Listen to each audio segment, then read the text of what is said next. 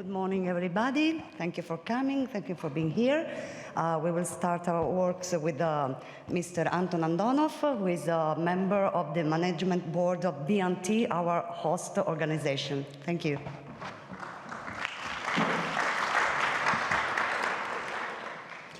Good morning, everybody. I will present you welcoming address from Mr. Milko Shukov, which is Director General of Bulgarian National Television. Dear colleagues, it's a great pleasure to welcome you to Sofia and Bulgarian National Television. Highly appreciate the opportunity to be part of the COPEAM network, which we exchange good practices, participate in co-production, improve the skills of the journalists from our media. Last but not least, we preserve together the culture and difference of the Mediterranean region. I would like to share my satisfaction with the choice of the topic of today's conference. The ensuing crisis caused by the COVID pandemic and then the military conflict in Ukraine have sharply and emphatically brought to the fore the issue of media's mission and public duty in times of global instability and how they can contribute to stabilization. Of course, our first task is to inform the public objectively, comprehensively, and correctly about current events. But this is not all of our public function. Media are those who providing a platform to analysts and experts must on the one hand bring clarity to the events, genesis, and trends, and the other give expression to a public opinion and the variety of points of view within. In times when our world is shaken by conflicts, we must give a chance to dialogue, contribute to the mutual understanding of different social, national, ethnic, religious, and cultural communities. Help overcome prejudice and stereotypes, educate our audience so that they can evaluate global processes and find their own place in them. Times of instability are usually those in which the political class has to make quick decisions with strategic consequences. And it is then that media are obliged to keep democratic instinct alive in order for democratic practices to survive and function. I'm convinced that today we will share many useful and necessary thoughts and practices within this context. Please accept my heartfelt welcome and let me wish you all good work today. Milko Shukov.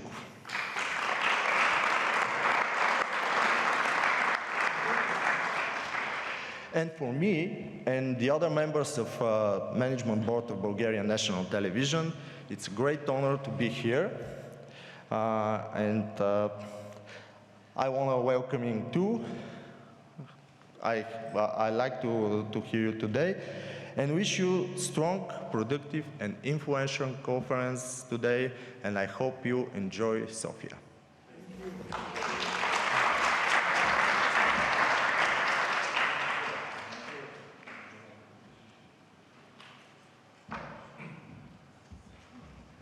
Good morning.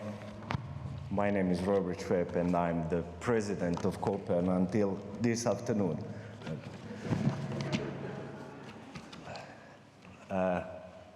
Very good morning to all again, and just let me say a couple of words at the beginning of this annual conference.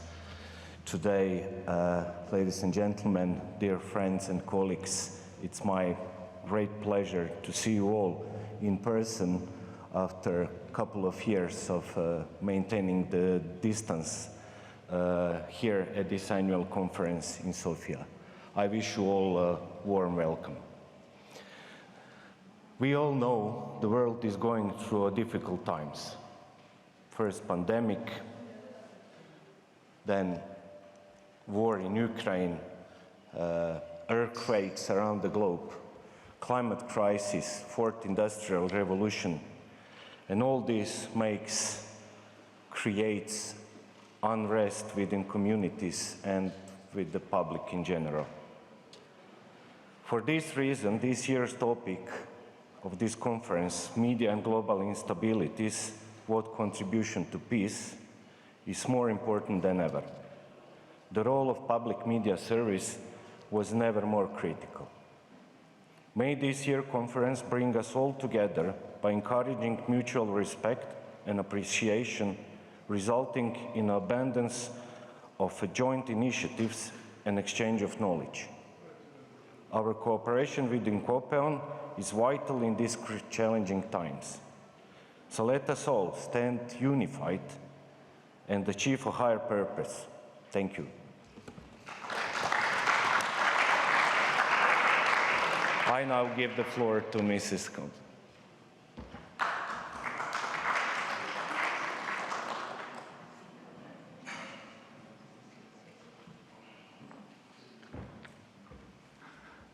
Okay, good morning, everybody. Welcome to our 29th conference. First of all, I would really would like to warmly thank Mr. Andonov and the whole BNT team for their kind invitation to host us in Sofia, thus allowing to meet again in presence after too long time of absence from international events and meetings. As the President said, indeed the last 2 years have been a period of great difficulties that have touched all of us, impacting our way of living, our relations, our professional activities. For this reason, being here together is in premise a message of hope for the professional community and the necessary boost for the future of the media and audiovisual cooperation in our Mediterranean region. Since March 2020, we've been witnessing first the pandemic, then the war, unexpected and upsetting events that are a dramatic reminder of the fragilities that still persist in our societies and of the need of improving mutual understanding between peoples and nations. At the same time, they underline the growing responsibility of media environment in providing citizens with a fair, accurate, and competent representation of events, avoiding the risk of prejudice and ignorance. That's why the theme of this year's conference is Media and Global Instabilities, What Contribution to Peace? A topical theme that also summarizes COPEAM's ultimate mission, that of reinforcing the audiovisual sector and of creating conditions of peace, progress, and mutual respect in our region. Exchanging on such crucial issue means enriching ourselves with interesting and inspiring experiences from experts and colleagues that may support us in the effort of making our activity more focused on what we should all bear in mind, giving a contribution to the well-being, growth, and stability of our societies. We all know the power of the media, the responsibility in shaping the citizens' mindset, as well as their role in raising awareness about the principles and values of human coexistence, especially among new generation, who are those entrusted with the future destiny of the world. A world that we hope to be stable, respectful, and peaceful. Thank you for your attention. Enjoy the upcoming rich debate. Thank you. Now, Paola is coming.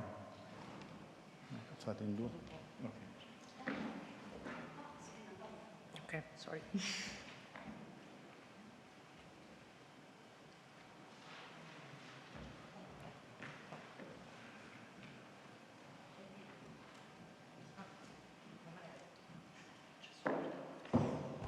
Alors, nous allons ouvrir notre conférence avec un peu de poésie et de fantaisie. Des étudiants d'une des écoles qui sont membres de la COPEAM, l'ALBA, l'Académie libanaise de beaux-arts de Beyrouth. Des étudiants des arts décoratifs et du cinéma d'animation ont réalisé pour la COPEAM une brève vidéo qui expriment leur vision de la coopération audiovisuelle en Méditerranée. Guidé par une vague, un enfant de pierre embarque pour une traversée dans son bateau fait de papier. Au fil de ce voyage, divers personnages l'accompagnent à bord de l'aventure au cœur de la mer Méditerranée. Munis de matériaux audiovisuels, ils témoignent. Ce doux géant de rocher représente le cœur de toutes les civilisations, portant avec lui leurs traditions et leurs terres. La COPEAM l'accompagne dans sa découverte personnelle et sa projection dans le monde méditerranéen. Donc un grand merci à Alain Brenas et aux étudiants de l'ALBA pour les cadeaux qu'ils nous ont faits. Donc je vous laisse à cette belle métaphore qui raconte un peu l'histoire de la COPEAM. Merci.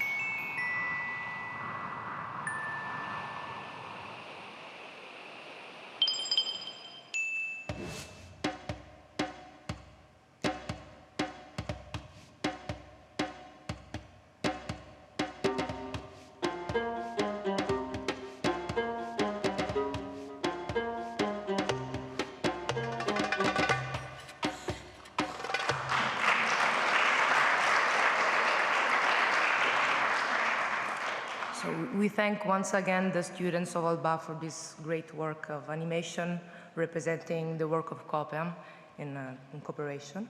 So now we can give the floor for the conference introduction to Professor Hussein Amin, the director of the Kamal Adams Center for Television and Digital Journalism of the American University in Cairo. So thank you, Professor.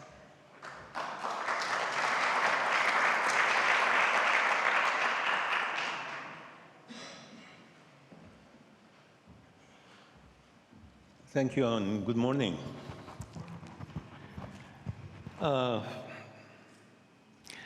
Please allow me to thank the director of the Bulgarian network television for inviting me over here, as well as Mr. Robert Schwab, the Director General of HRT and President of COPEAM. In addition, of course, to my friend Claudio Caperon, the Secretary General of COPEAM, and the wonderful organization team. I'm very glad to be in this country. It's my first visit. I've been around it, but I was blessed to be here. And I hope we have a wonderful time in debating issues and raising good questions with regard to this wonderful topic that was selected today or before from the organization team. And as I was saying, I thought that we are here and we would like to use ourselves to be over here. So I guess this observation is valid if we talk about the role of the media from war to peace. The relationship between media, conflict resolution, and peace building is one of the most important topics, if not the most important and timely from global perspective, linking the fields of international relations and media studies. Despite a long history of international agreements and declarations, the world is still witnessing major conflicts and wars. Take, for example, 1947 Resolution 110, Section D2, was adopted by the General Assembly of the United Nations, condemning propaganda designed for likely to provoke and encourage any threats to peace, breach of peace, or any act of aggression. The same year, Resolution 127, Article D2 was also adopted by the United Nations General Assembly, which calls upon member states to combat, with the limits permitted by their constitutional procedures, the dissemination of false or fake news that would harm good relations between countries or states. There are among the resolutions that issued by the General Assembly regarding the mass media and their contribution to strengthening peace, trust, and friendly relations between countries. Another example, in 1948, the Universal Declaration of Human Rights was adopted by the United Nations General Assembly. In particular, Article 19 of the Declaration states that everyone has the right to freedom of opinion and expression. This right includes freedom to hold opinions without interference and to seek, receive, and impart information and ideas to others by any means and regardless of frontiers. Similarly, the International Convention on Civil and Political Rights, adopted by the United Nations General Assembly in 1966, proclaims the same principles as Article 19 and condemns in Article 20 the incitement of war and national, racial, or religious hatred, as well as from discrimination, hostility, and/or violence. In 1966, the Declaration of Principles of International Cultural Cooperation, adopted by the United Nations Educational, Scientific, and Cultural Organization, UNESCO, General Conference, and Resolution 59, Section D1, which declares that freedom of information is fundamental human right. It is a standard by which all freedoms to which the United Nations devotes its efforts, and one of the elements that are indispensable: freedom of the media is the availability and the will to the ability not to misuse it. However, one of its basic rules is the moral obligation to investigate facts without prejudice and to disseminate information without malice. Almost 45 years ago, all of these are accumulated efforts. On November 28, 1978, a Declaration of Basic Principles concerning contribution of media to strengthening peace and international understanding, the promotion of human rights, and combating of racism, apartheid, and incitement to war was adopted by UNESCO General Conference. The role of the media in general and public service in particular in building peace, including several objectives and basic stages. The first is to define the causes of conflict in any country or society and to determine whether they are political, economic, or social, and/or cultural.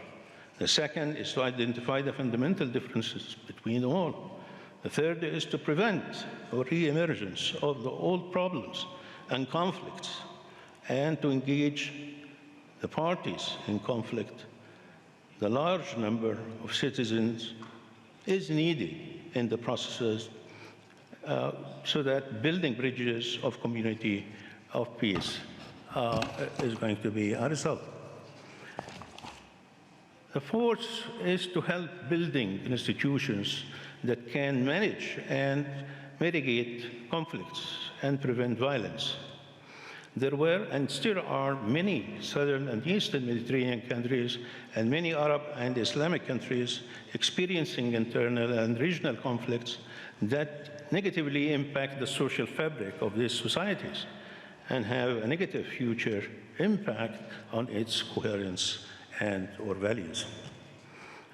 Public service media, or PSM as we call it, is currently seen as communication directed by an institution which the aim of building public interest and trust between the citizen and authorities, and maintaining it within the framework of specific cultural, social, and political conditions.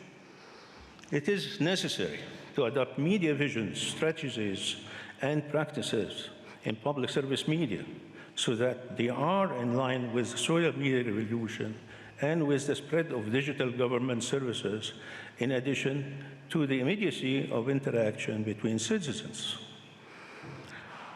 When examining public service media, whether governmental or affiliated with civil society, and despite of the importance and depth, it is useful to emphasize that PSM always seek to encourage people or enable them to adopt new behavior.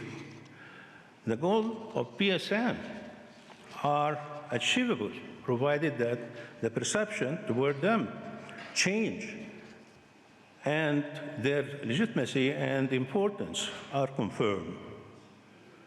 I imagine that this change can be achieved through, first, changing the discourse of PSM institutions and their performance so that they are more professional, open, diversified, and interactive with the new media and the role of the journalist and the user who is now able to produce and to publish attractive and influential content.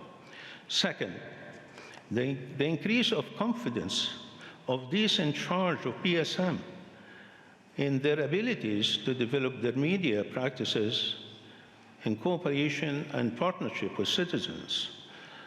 This support the capabilities of the media, of public institutions to play influential roles, which may help fill some of the gaps and address some of the shortcomings of private and or national service media that are supposed to present it through PSM. Now, media is no longer reporting on major events for audiences who would otherwise not have access to this information. Audiences and media, by and large, both have access to continuous updates about conflicts, wars, terrorist attacks, national disasters at the same time.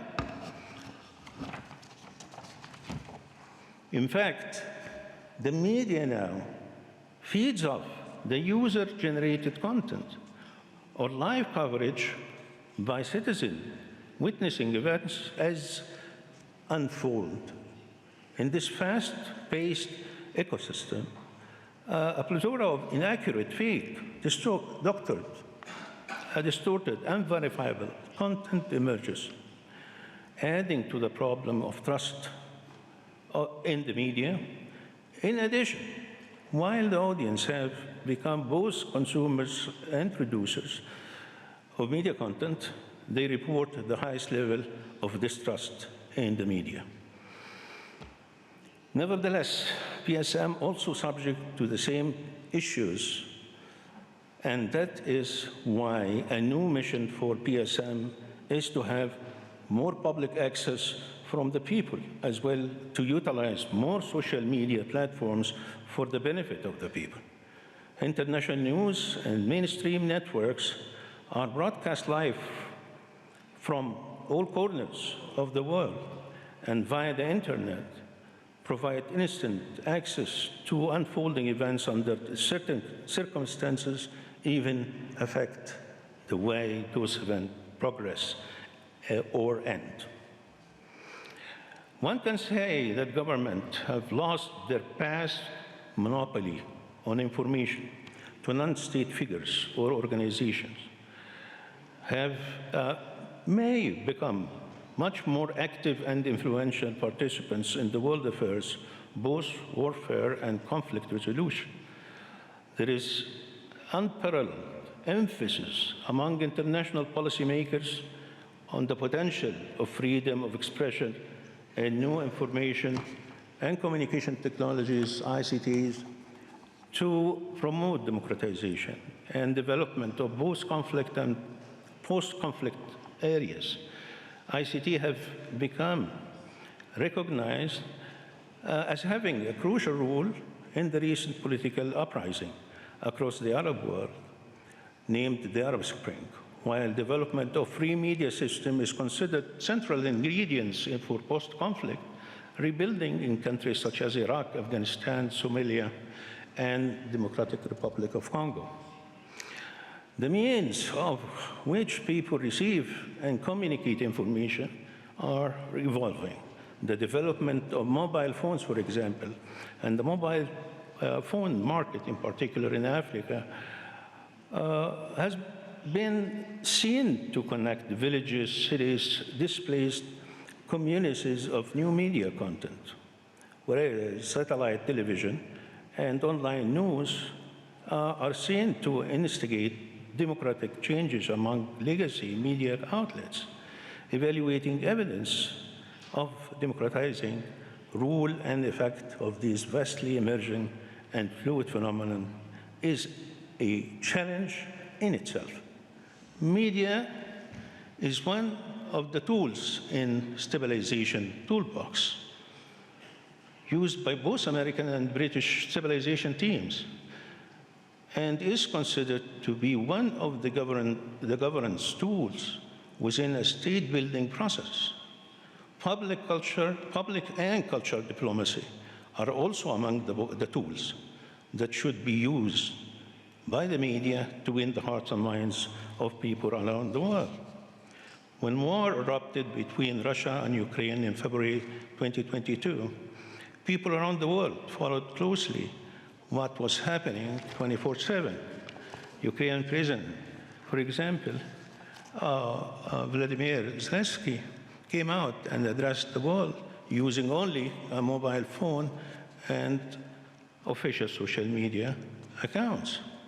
The media repeated the same message, but adding analysis and footage collected from Ukrainian citizens on the streets, as well as footage using satellite imagery and drones.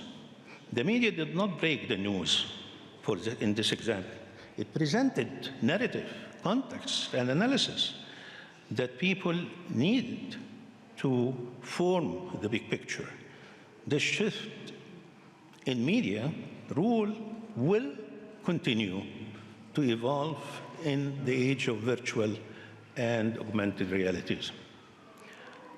There is among history of research on media propaganda in wartime, much of which began during the Second World War.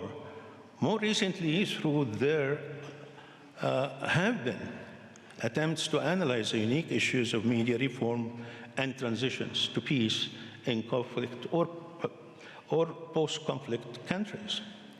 During the mid-1990s, attention in the field grew partially as a result of Rwandan genocide and the concurrent civil war in the Balkans. The media role in giving a voice to the voiceless has also seen tremendous building in recent years. Yet, it is different from what the media facilitated in this growth, namely social media and digital media. The movement, such as at Black Lives Matter, would not have been made possible without mobilization through the social media. Peace journalism, also something that should be considered as we been giving courses for long on this particular topic and its utilization in different media products.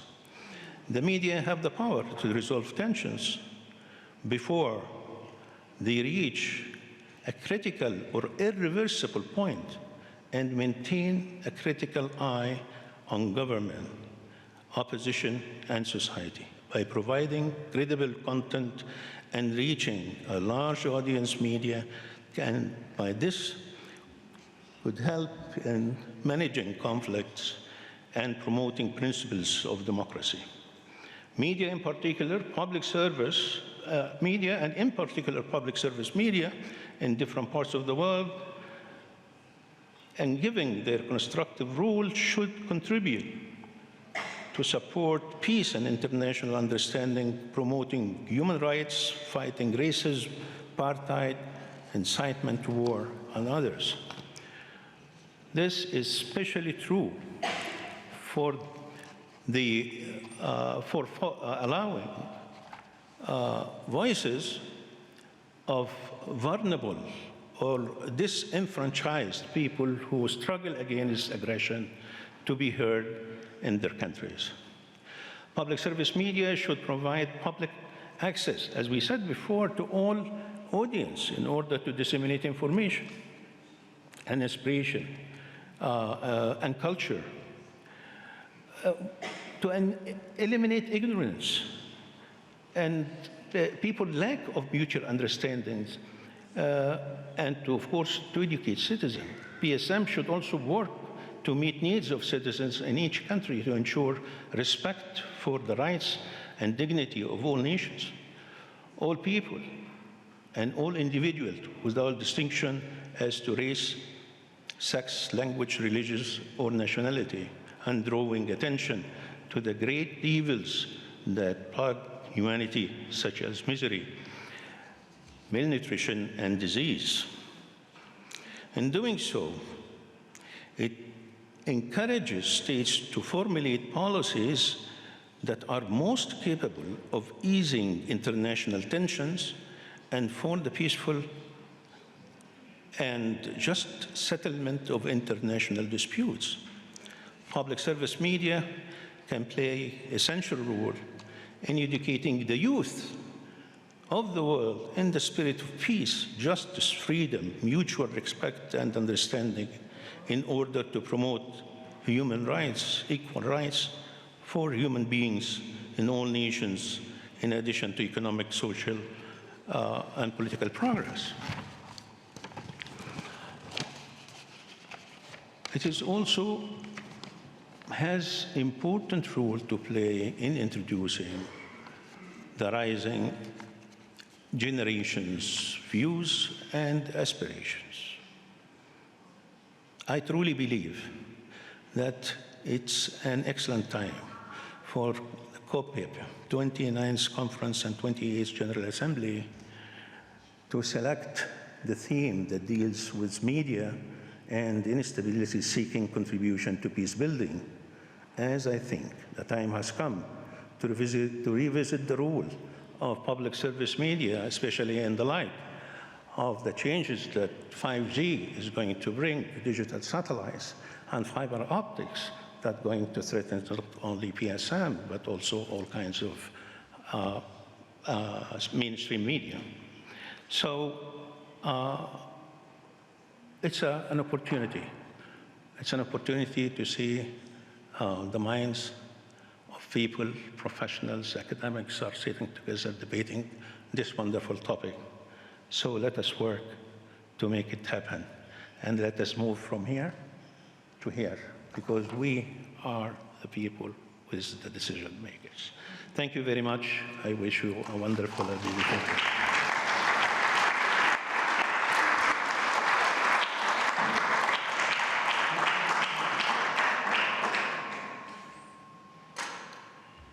Thank you very much, Professor Amin, for this introduction. And now we have a 15 minutes break before getting to the heart of the conference with the panel. So outside there is a little break waiting. Thanks.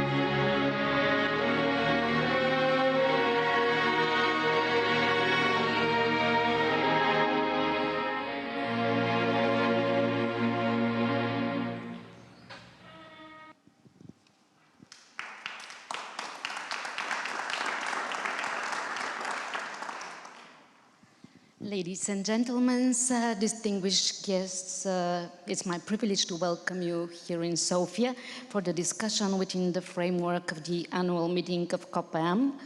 I'm Evgenia Atanasova, a journalist and producer for many years at the Bulgarian National Television. As we just watched in the video, we have seen that zones of war and conflicts change, but the face of war remains the same. And the challenges that media must respond are also changing. I'm sure we all feel that we work at a dynamic media situation which presents many challenges. The new technologies in the media develop so fast that we have to evaluate our decision every day and check them against the established professional standards. And we ask ourselves, should these standards change? Our responsibilities as communicators are especially important when we work with sensitive topics related to global instability and the natural human desire for peace. All this confirms my conviction that in-depth discussions between professionals, as all you are here, are even more important nowadays.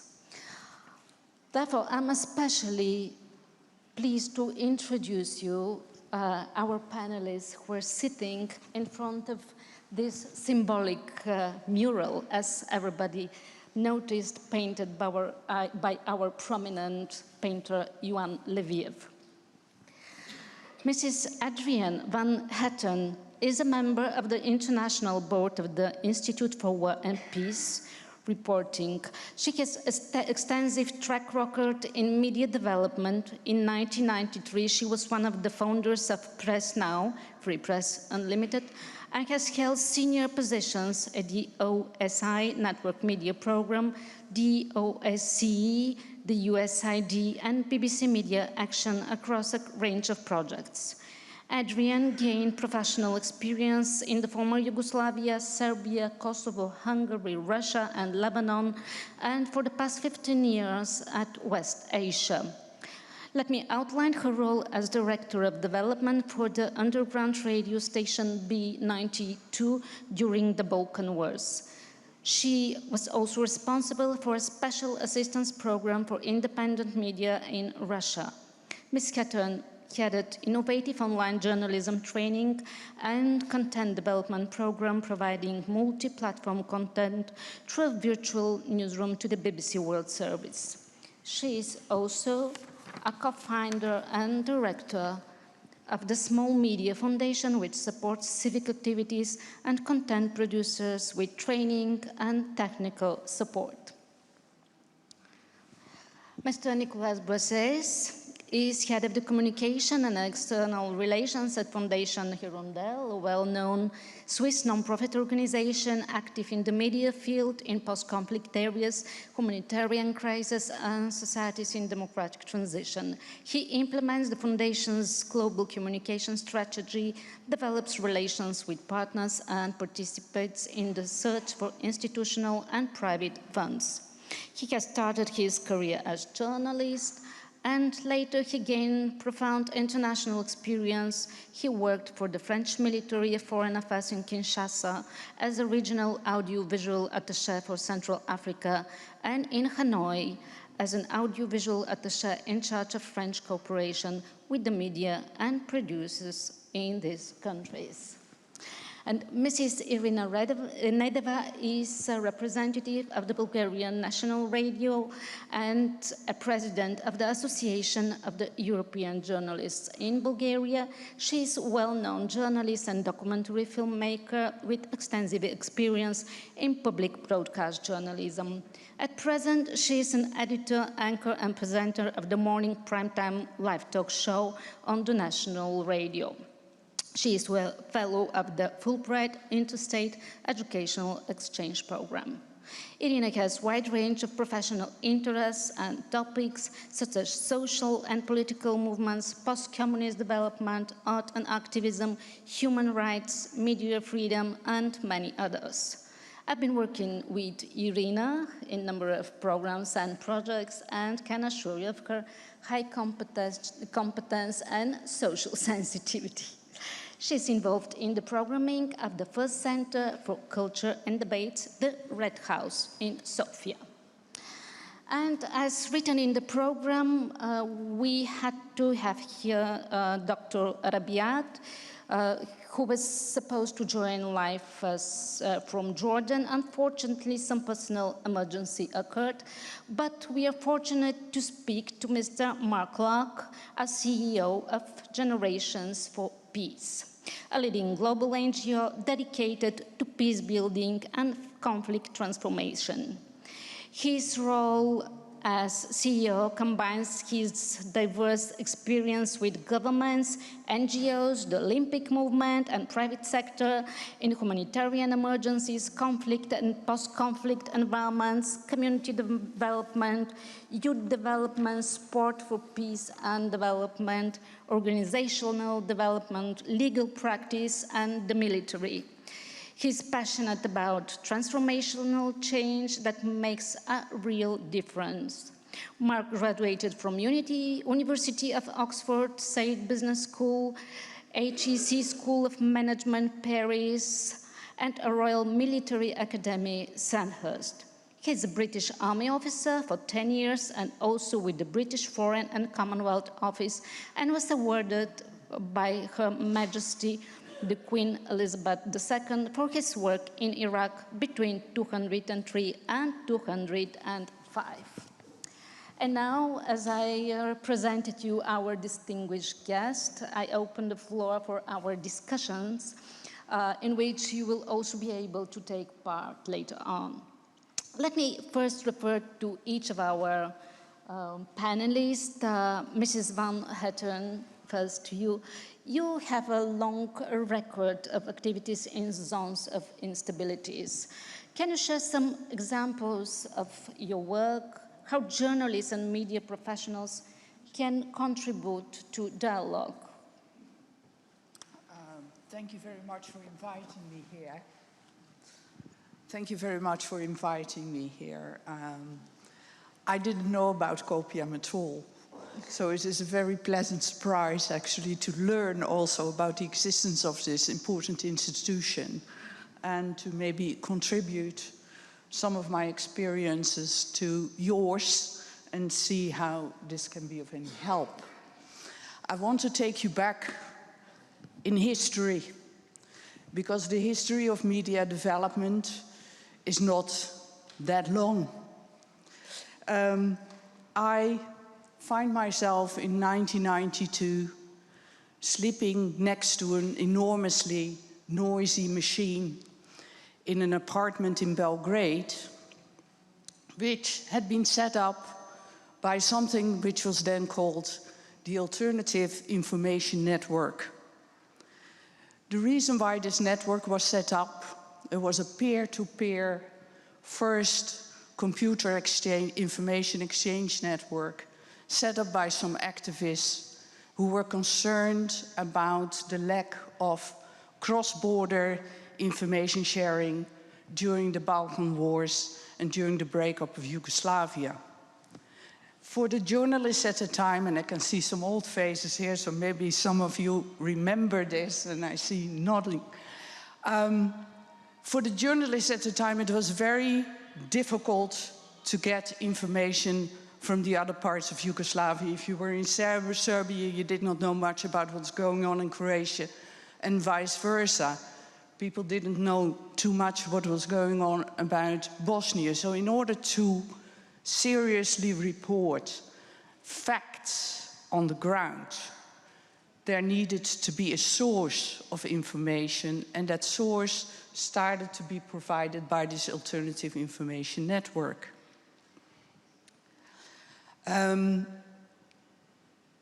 This brings me to the whole issue of the importance of access to information in order to do your job well as a journalist and to accurately report. This was then important. I think it is as important now as it was then.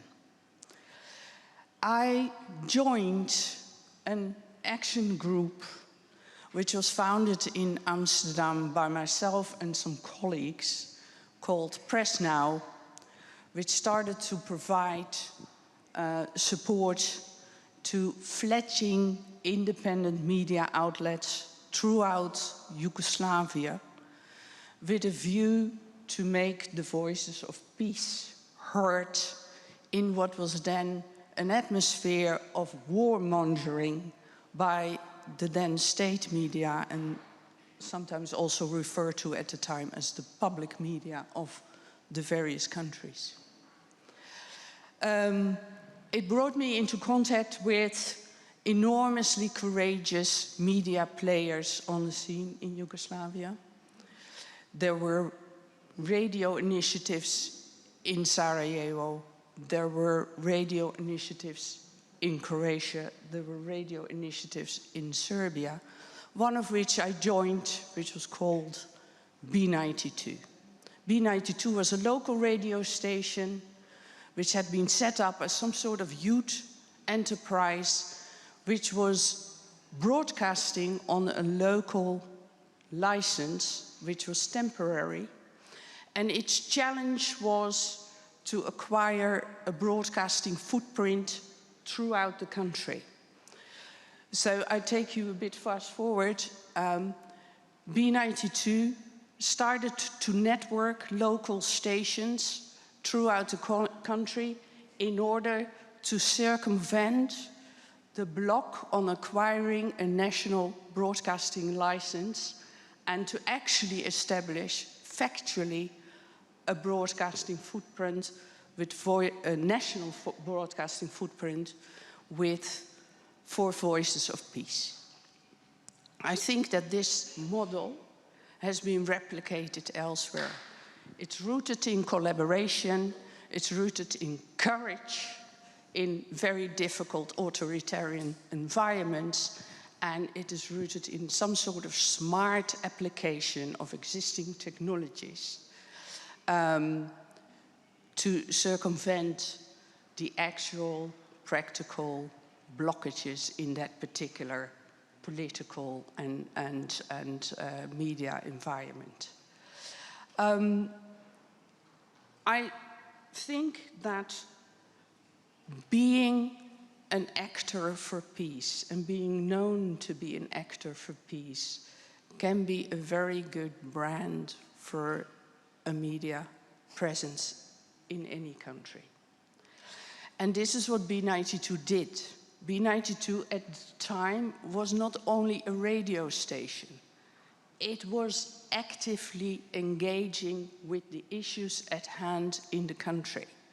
It was a promoter of peace, but it was also a facilitator to let all the voices of all sides be heard in that particular crisis situation, which is as important now as it was then.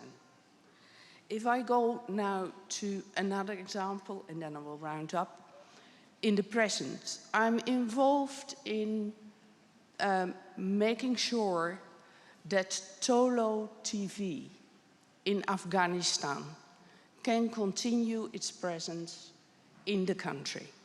I do not know whether you followed, lately Tolo TV was in the news because it has been asked for its female presenters to cover themselves up. And like B92, in that particular political, historical context, Tolo TV now needs to reassess its role in Afghanistan in this new political era. And in order to do that, it's navigating a minefield. It's navigating a minefield because it doesn't want to leave the country. It wants to stay a relevant and active player in that country. It wants to introduce topics into the national debate about the new future for Afghanistan. And in order to do that, it needs support. But it is, again, an actor for peace.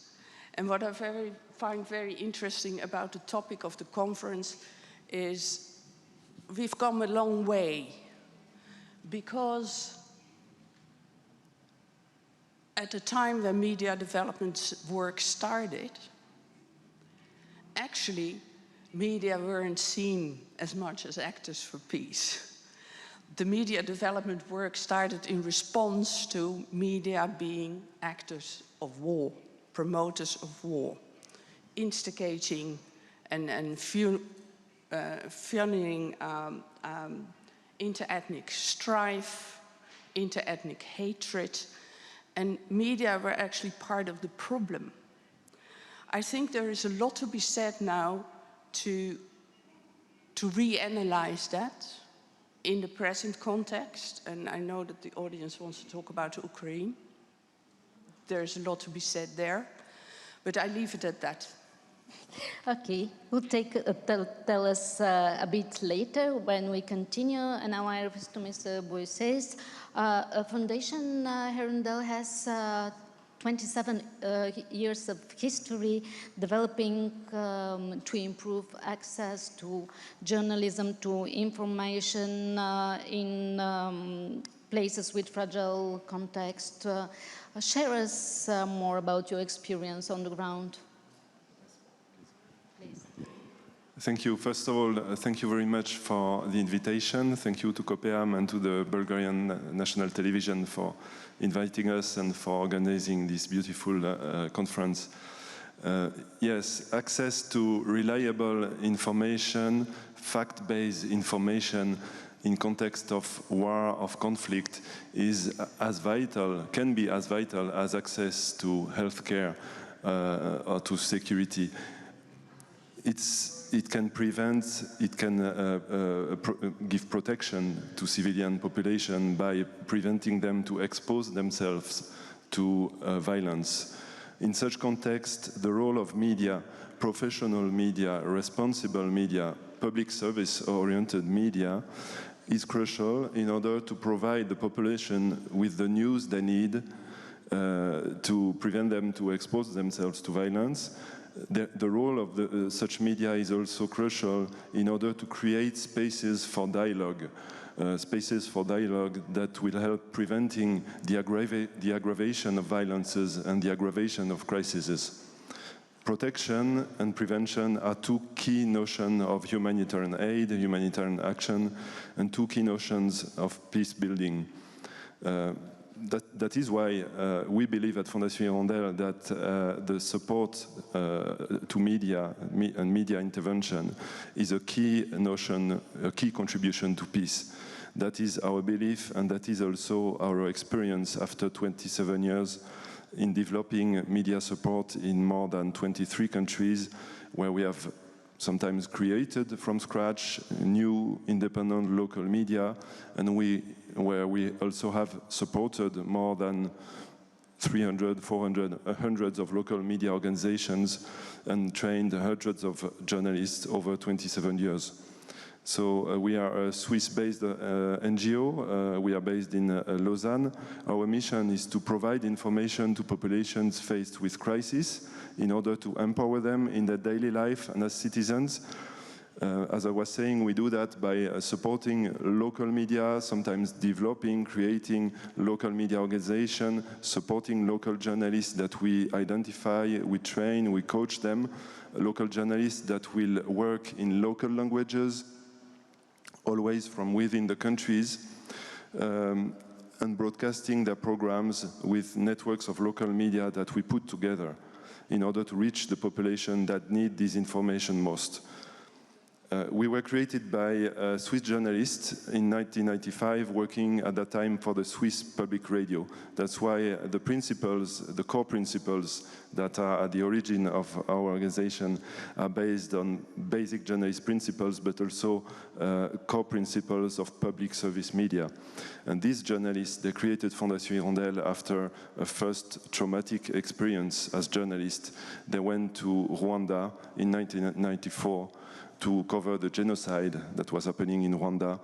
And as you may know, during this genocide, there was a media which played, unfortunately, a key role in that genocide. It was Radio Milcolin, which was then known as a hate media, because that radio station really fueled the genocide, really contributed to the organization of the genocide by broadcasting hate messages, by broadcasting messages that incited the Hutu to slaughter the Tutsi people.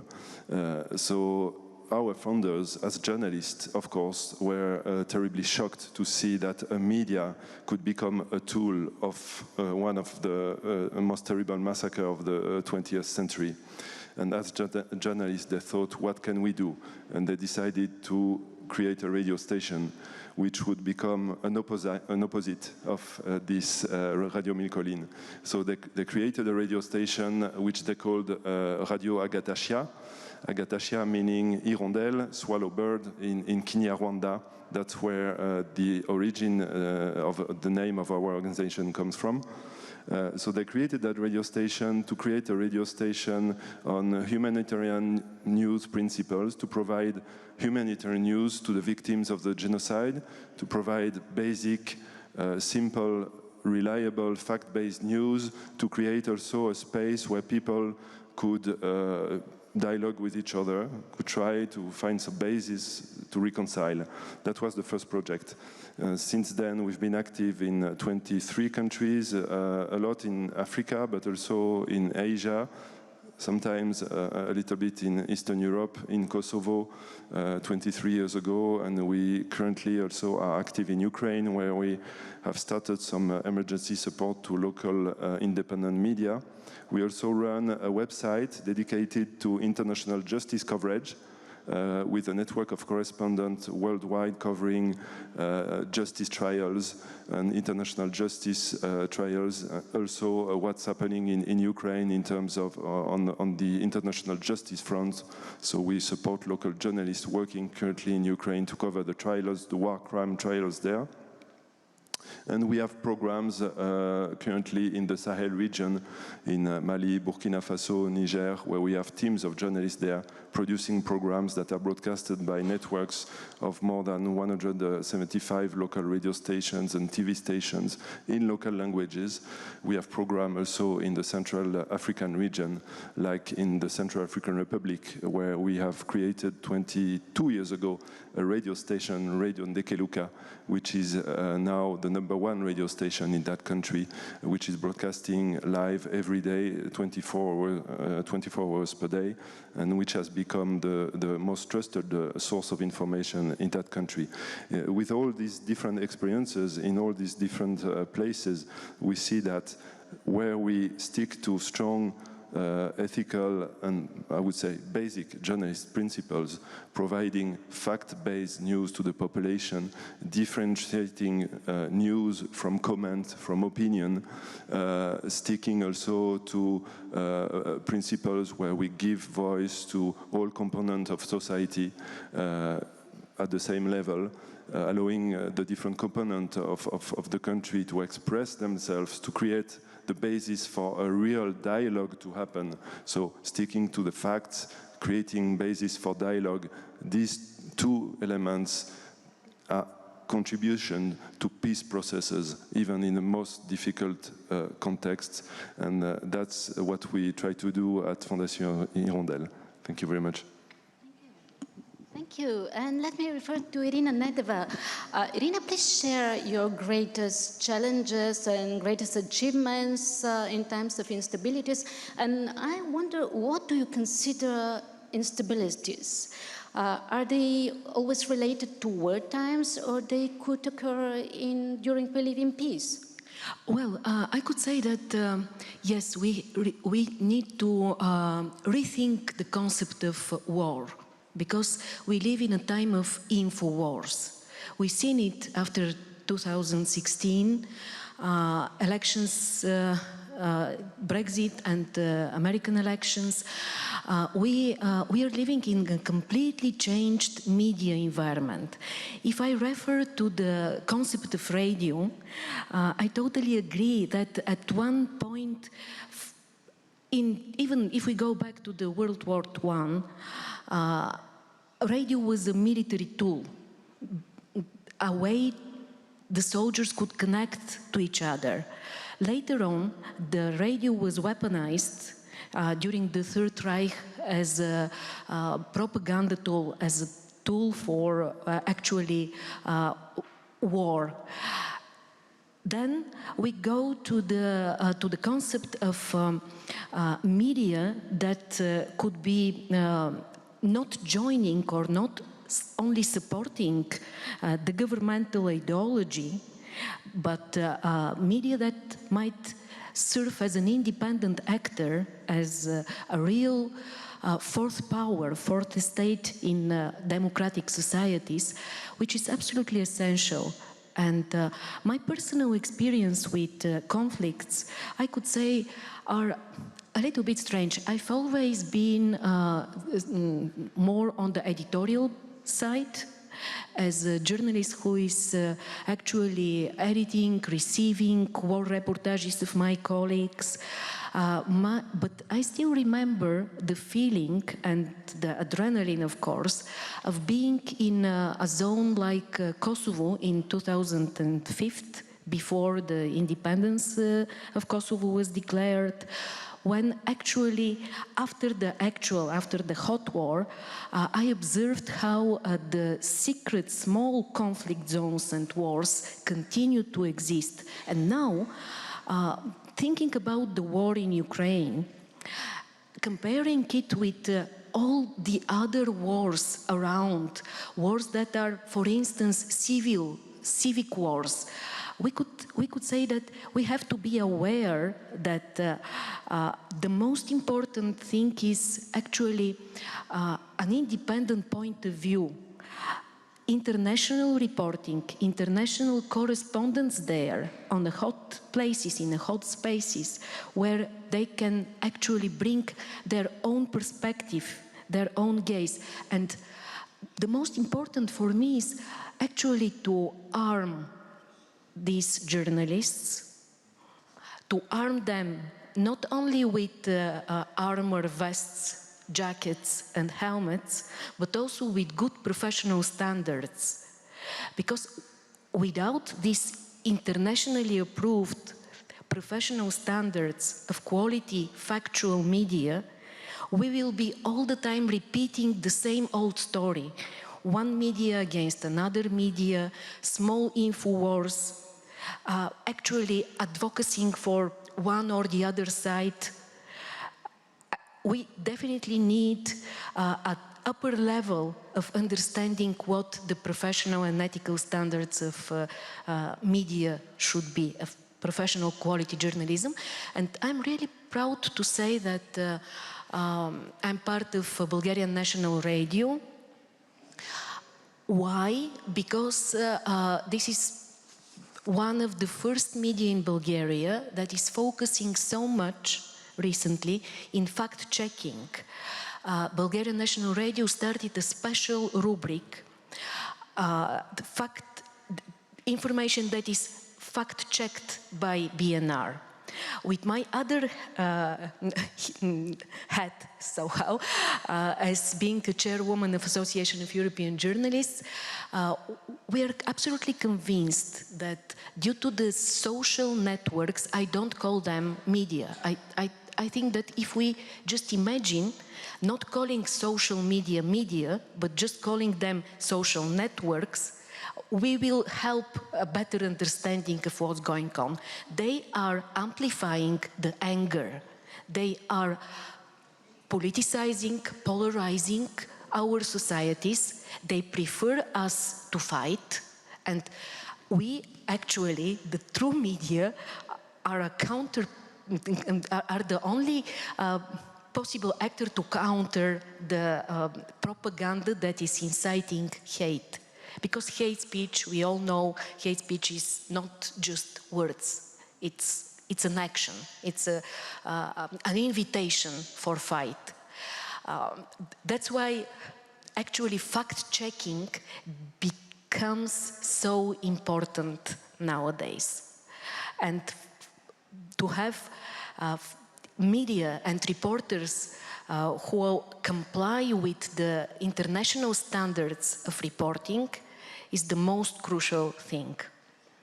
Thank you, Irina. And now I will refer to our distant participant, Mr. Mark Clark. Hello from Sofia. How are you?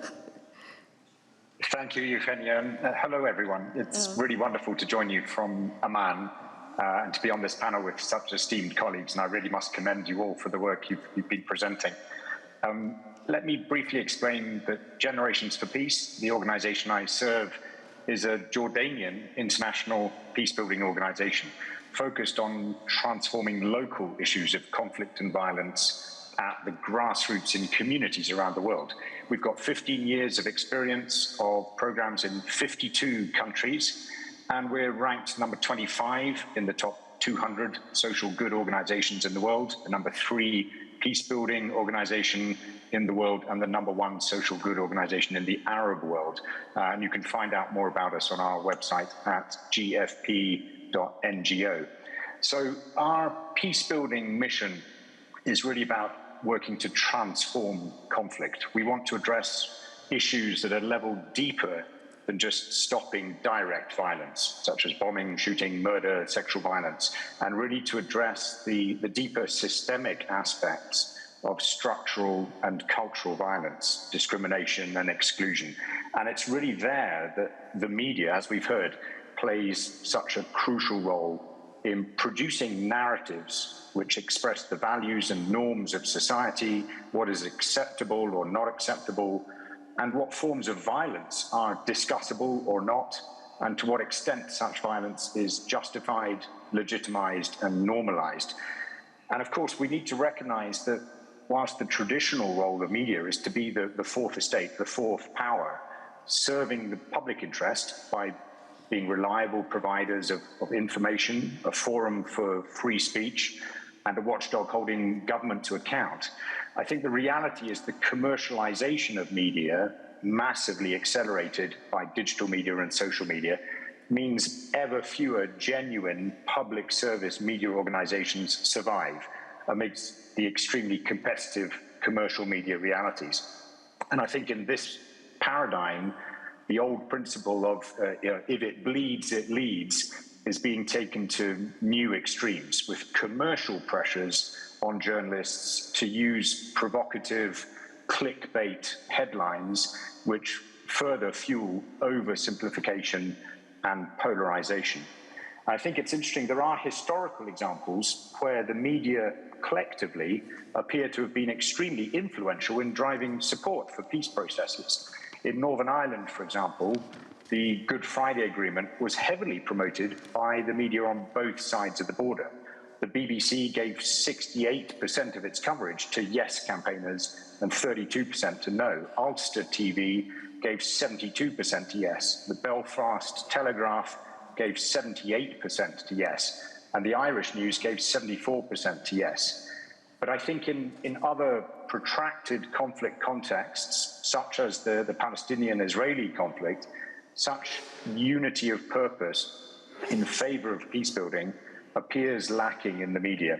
And I wonder whether such clear unity of media opinion is ever now possible again, now that the social media genie is out of the bottle and everyone is happily consuming media that supports their opinion without ever really being confronted by different perspectives. And perhaps it's this that is leading journalists increasingly to consider that they may be providing a service, but they're no longer influencing perspectives. As one Palestinian journalist put it to us, we provide entertainment for those who are looking for it, as well as news for those who are looking for it, but it's not as if we're imposing our worldview on people. We really don't matter. And I think this is a really important point. Journalists are not always aware of the consequences of their own reporting, that how they frame a story, the labels and the vocabulary they use really do matter, and that aggregated over time, these frames become sedimented layers of cultural narrative, forming the cultural norms which I referred to earlier. So Generations Peace is working directly on this problem through our Media for Peace program, which we started in 2020 amidst COVID-19. And it engages media professionals, so editors, journalists, as well as media students, in a package of Media for Peace curriculum content, which includes conflict-sensitive reporting, gender sensitivity, media ethics, mis and disinformation, and fact-checking. And it provides a space for media professionals to take a pause and to reflect on the consequences of their own reporting. They take off their journalist hat to first become consumers of their own media. And this critical media consumption experience provides a rare opportunity for media professionals to slow down and consider, why am I using certain words, certain images? Is something being taken out of context? Am I giving the full picture? Am I potentially causing harm? And so this is the first step, using their skills of perception and investigation, but looking within. And self-awareness in relation to the influence that they have with their output, I think is critical to media professionalism. And we discovered, certainly in Jordan, media professionals had never received such training before, and they found it transformed their approach to their craft. And the training component was followed by mentoring and application in practice, and then by panel discussions to showcase their own reflections. And this reinforcing of reflective practice collectively as a professional community, I think, is one key to ensuring that these sorts of behavior change impacts are sustained. So let me pause there, and I'm very happy to participate later in the conversation. Thank you so much. Thank you so much, Mark. And as our panelists already mentioned, radio is the medium that has a special place during conflicts, instability, and wars. And Mrs. Van Hetten shared her profound experience in history aspects during the Balkan Wars. But please tell us more about the radio now. Why? At some point we thought that television have overcome and is getting more important than radio, but now it seems that it is still very important, especially at war zones. Yes. Well, I do not know whether radio is especially important in war zones. But I do think that radio needs a reappreciation, especially in areas where, let's say, the digital footprint is not as large as in our Western countries. Radio can play an important role in disseminating information into areas where there's no other access to information than the radio. And I've heard stories over time of reinitiated old radio projects, you know, in those areas, simply because the issue of access to information could not otherwise be resolved. I'm involved in some projects in countries where the state authorities are not necessarily favorable of independent information dissemination and independent broadcasting. And I can assure you that shortwave in those countries can be quite effective in order to get a broadcasting and dissemination footprint that otherwise would not be possible because of lack of digital development.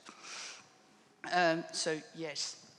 Okay, thank you. And let's get back to Mark Clark. Mr. Clark, your NGO has started a special training program for students and media representatives. How important is media education and training for supporting democratic and peaceful social environment? What do you think? Yes, thank you, Evgenia. I think you're right. You know, Generations Peace. I've discussed the Media for Peace program, engaging on the production side of media with media professionals, but we also think it's incredibly important to engage on the consumption side, and especially to engage young people. And a lot of our peace building work is explicitly engaging young people to lead change and address issues of conflict and violence in their own communities. And so earlier this year, we started a youth media program, and it's really a response to what we see as a significant gap, that really very little digital media content in Jordan, and I think in other countries as well, is authentically engaging young people in dialogue on issues that really matter to young people.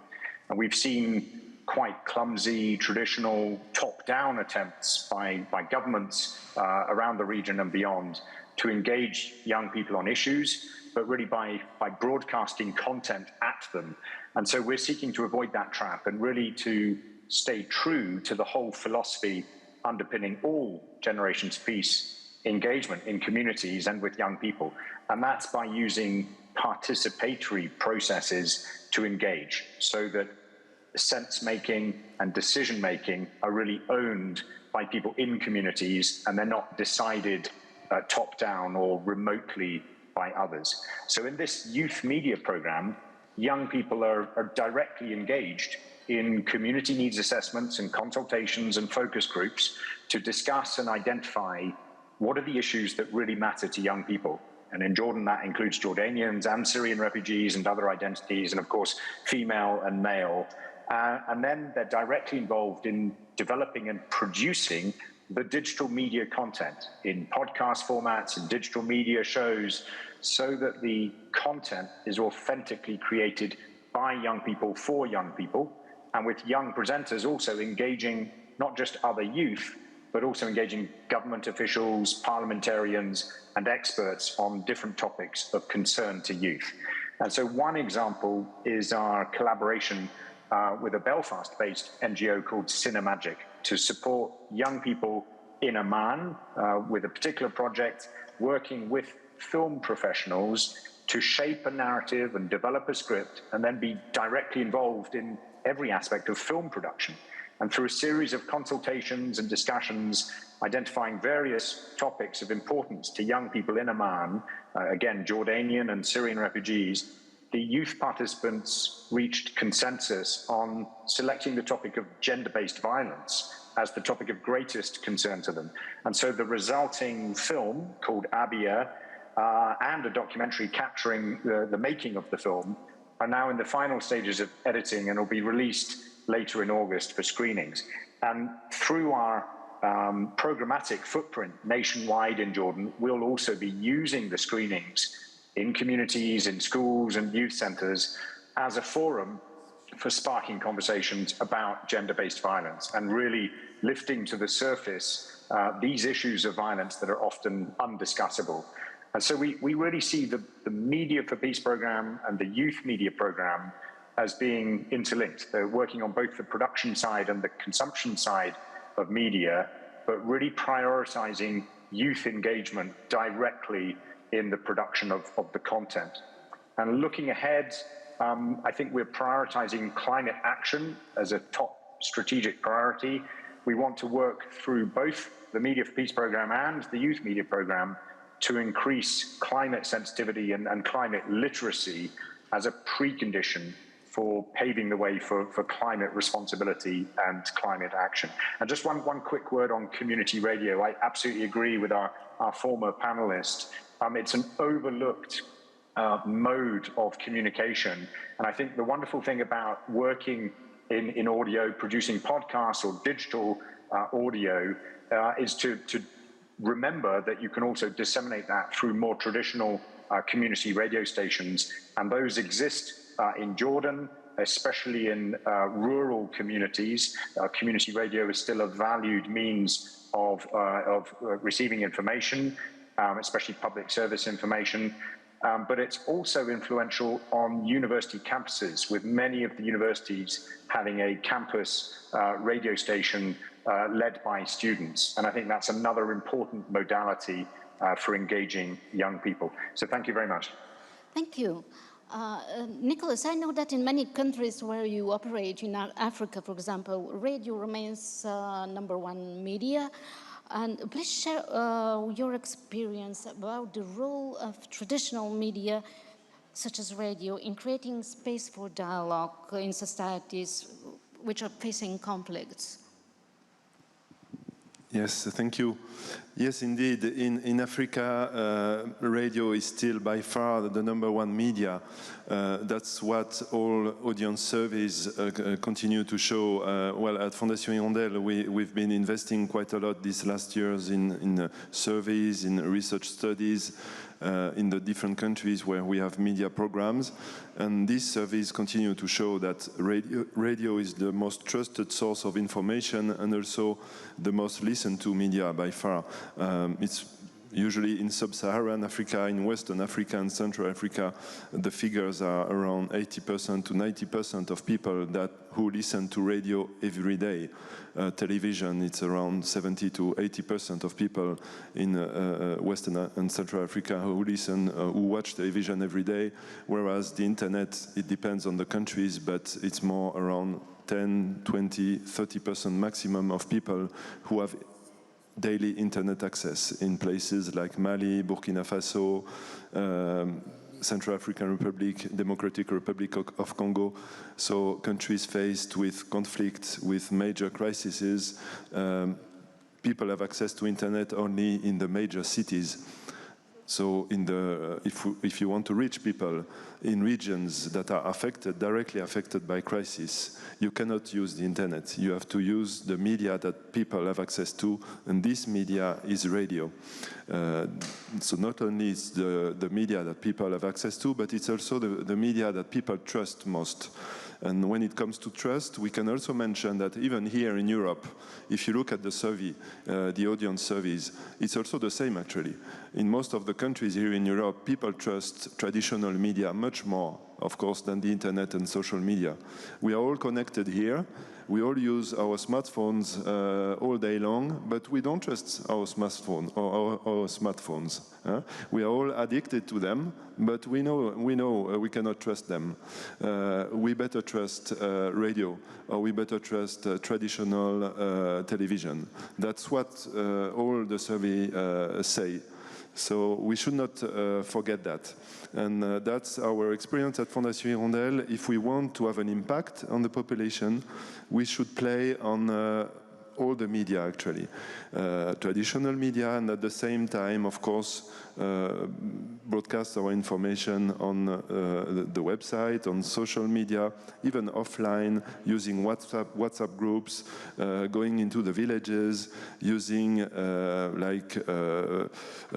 community discussions. That's what we've been doing, for example, in the Central African Republic, where we have a radio station going on, Radio Ndekeluka. I mentioned it before, it's a radio station we created 22 years ago. It's the most listened to radio station in the country, and we've been developing in that country a program to counter disinformation, because there is a lot of disinformation going on in the Central African Republic these days. As you may know, Russia is very active in the Central African Republic.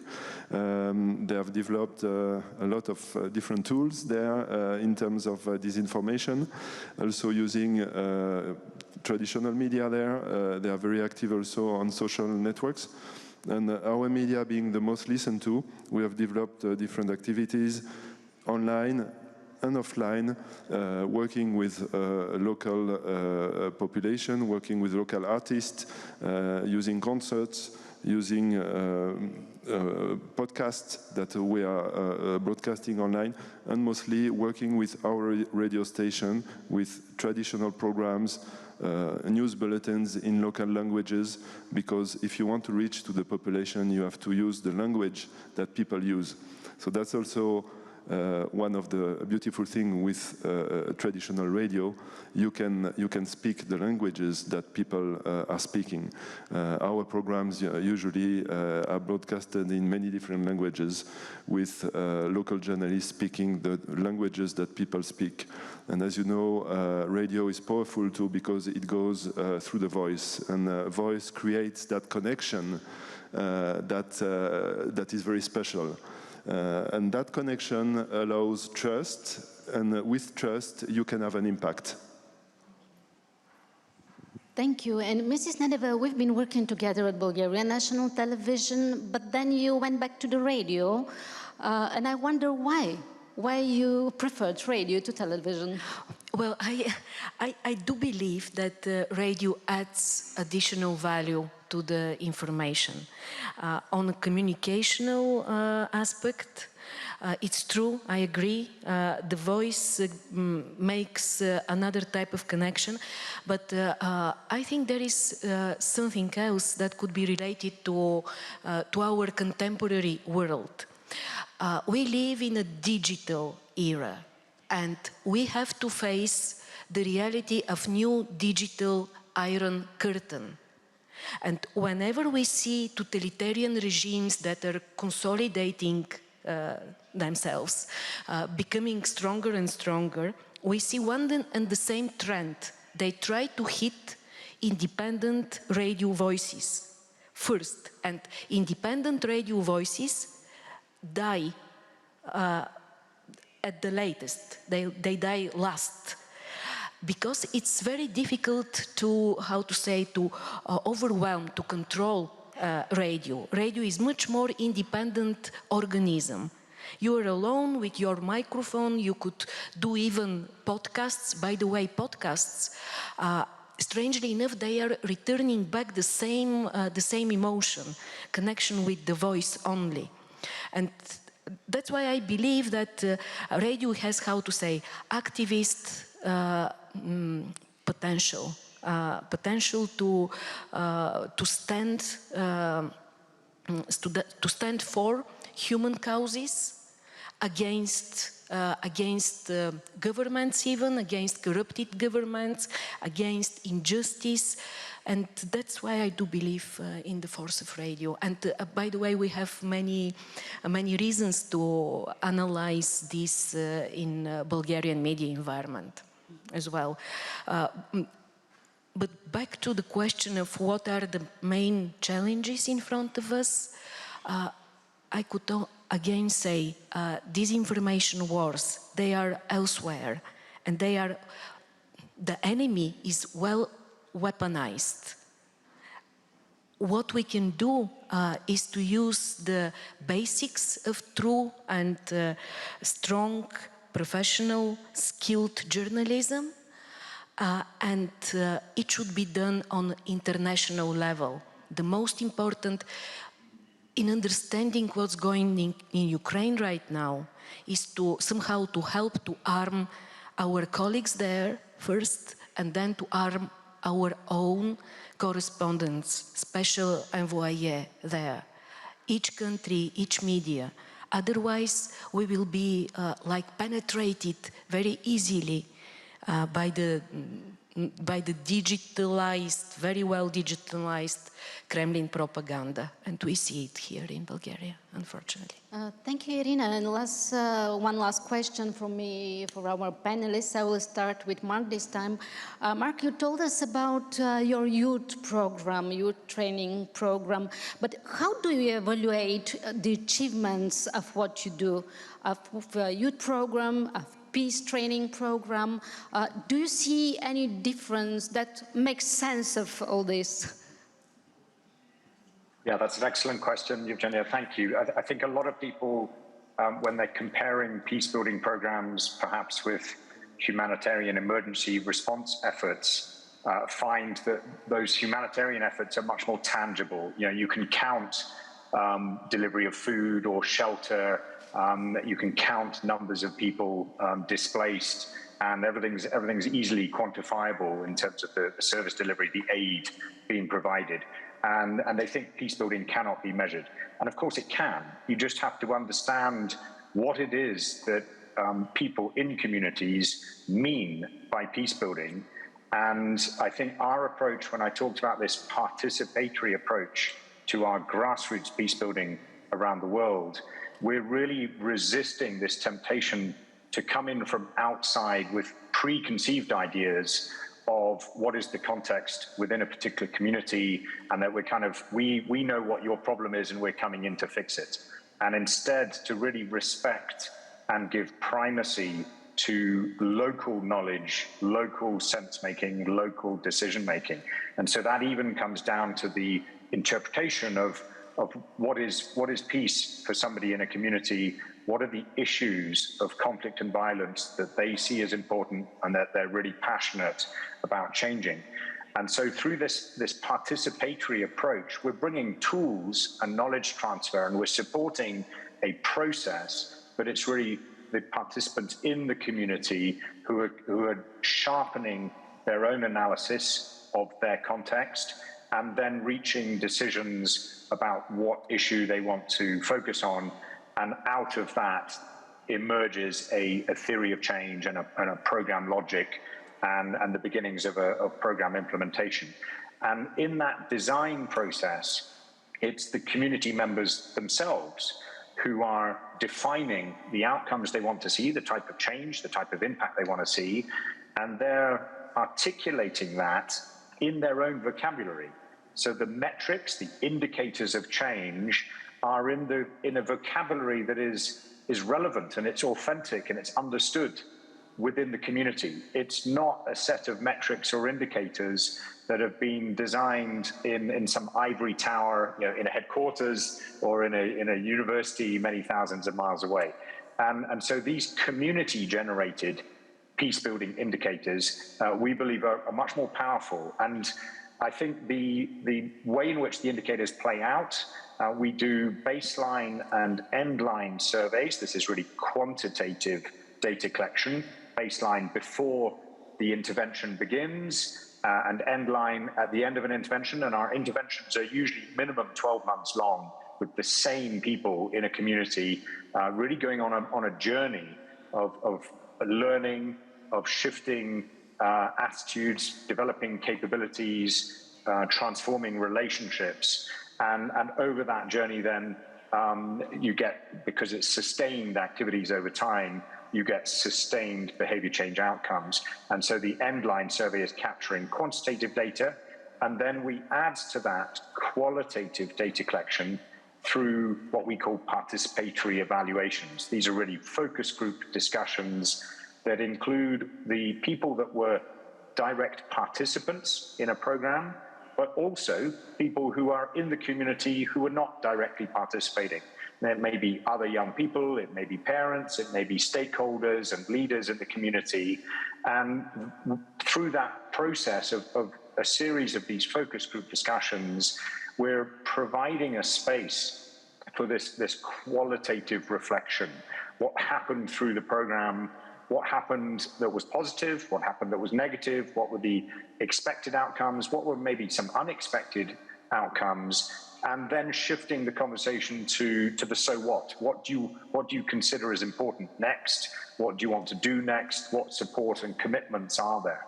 And so really, the sense-making leads to decision-making, but really driven by this respect for the primacy of local actors and their decision-making.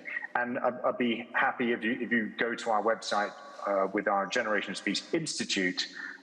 It leads our research and development, and there's a compendium of these community-generated peace-building indicators that are really derived from the bottom up in this way. Thanks so much. Thank you very much. And Adrian, let us outline the role of the public interest media in times of conflicts and instabilities. How to counter false news? As I said before, I actually think it's time to reappreciate public service broadcasters, wherever they still are.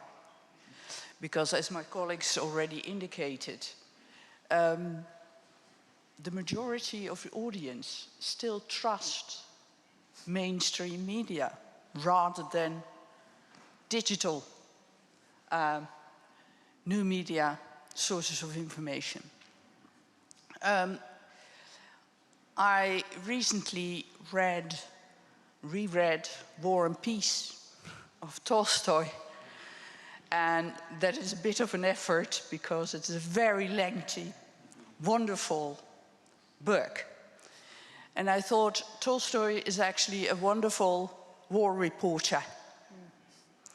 He gives voice to many different perspectives. He meanders around deep questions and takes time.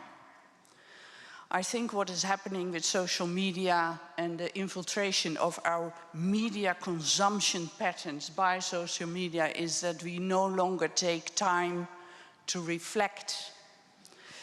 And I think it's very important for the public service broadcasters to re-infuse that time into the media landscape.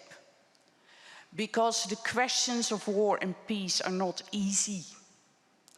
And the complexities of contemporary conflicts, whether they articulate themselves in war or in internal strife, they're not easy. They're actually complex and they need time.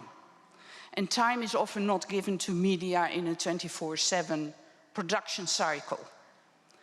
And I think that if there is a role for public service broadcasters, it is to find formats that allow for that reflection. And not only allow for the reflection, but also to allow for, and I think that could be something that COPEAM could consider to do within the remit of its mission, cross-border conversations. When I was working for the BBC World Service, we were toying with a lot of different formats that you probably are familiar with if you follow a bit these world debates on the BBC World.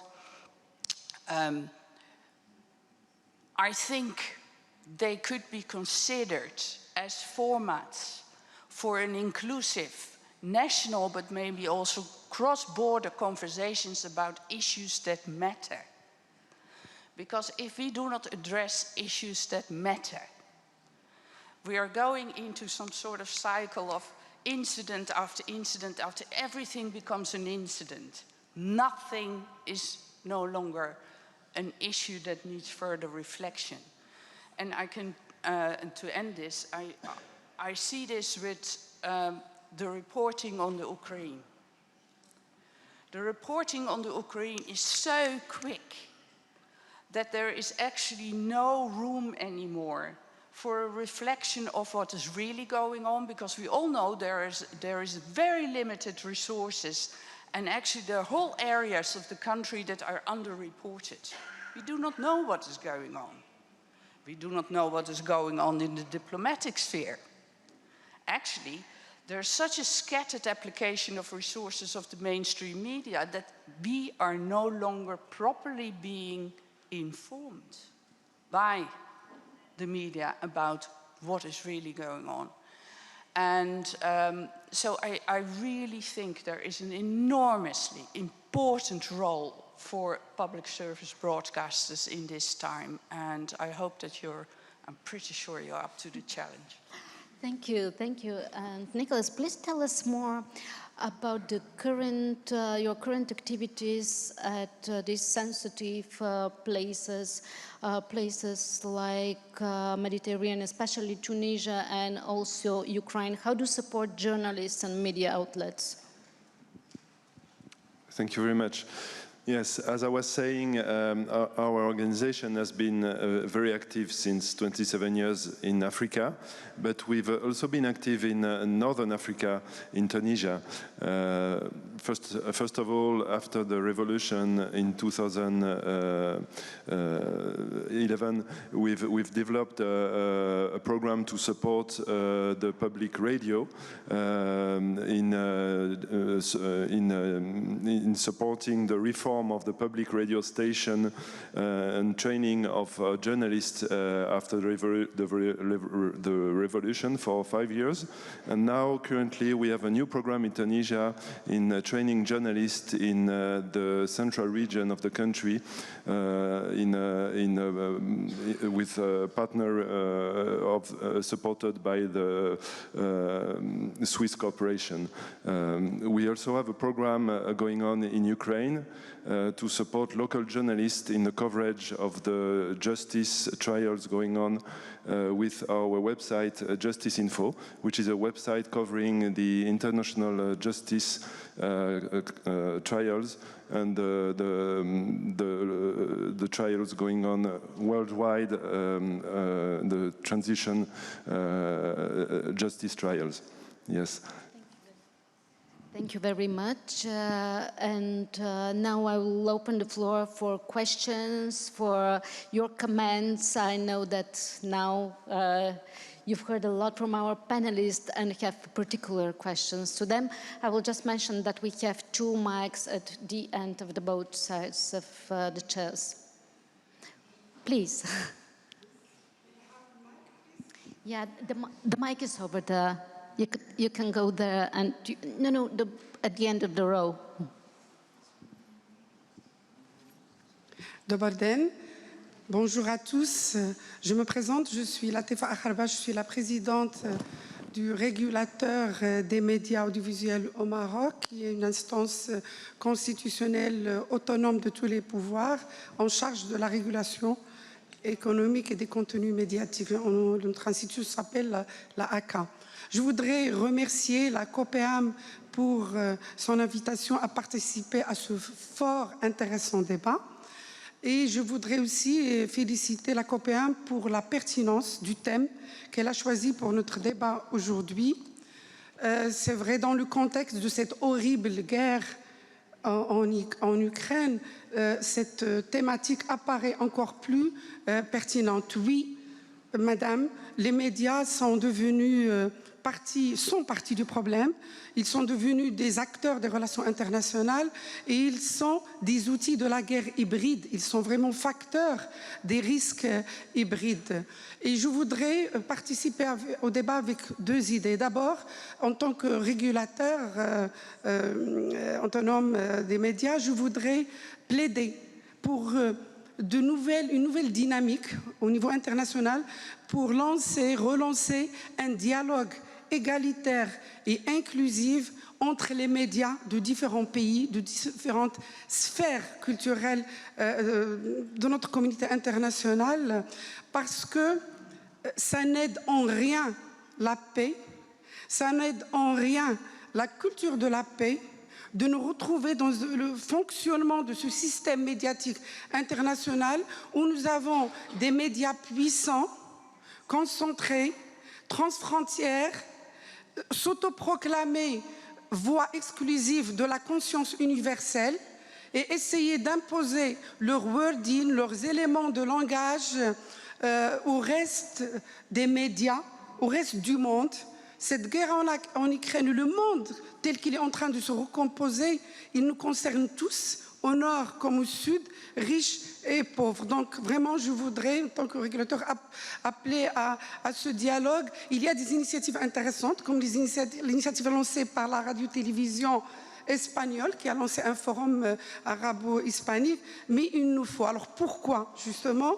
Parce que il y a un risque que l'on s'éloigne les uns des autres. On a commencé, à cause des traitements médiatiques du conflit, par exemple, à nous éloigner encore plus les uns des autres. Et je termine en disant que nous sommes, en tant que régulateurs, très préoccupés par les postures professionnelles médiatiques qui sont basées sur des doubles standards pour le traitement de certaines questions, comme la question migratoire, comme la qualification des conflits, comme le traitement des séparatismes, la question du terrorisme.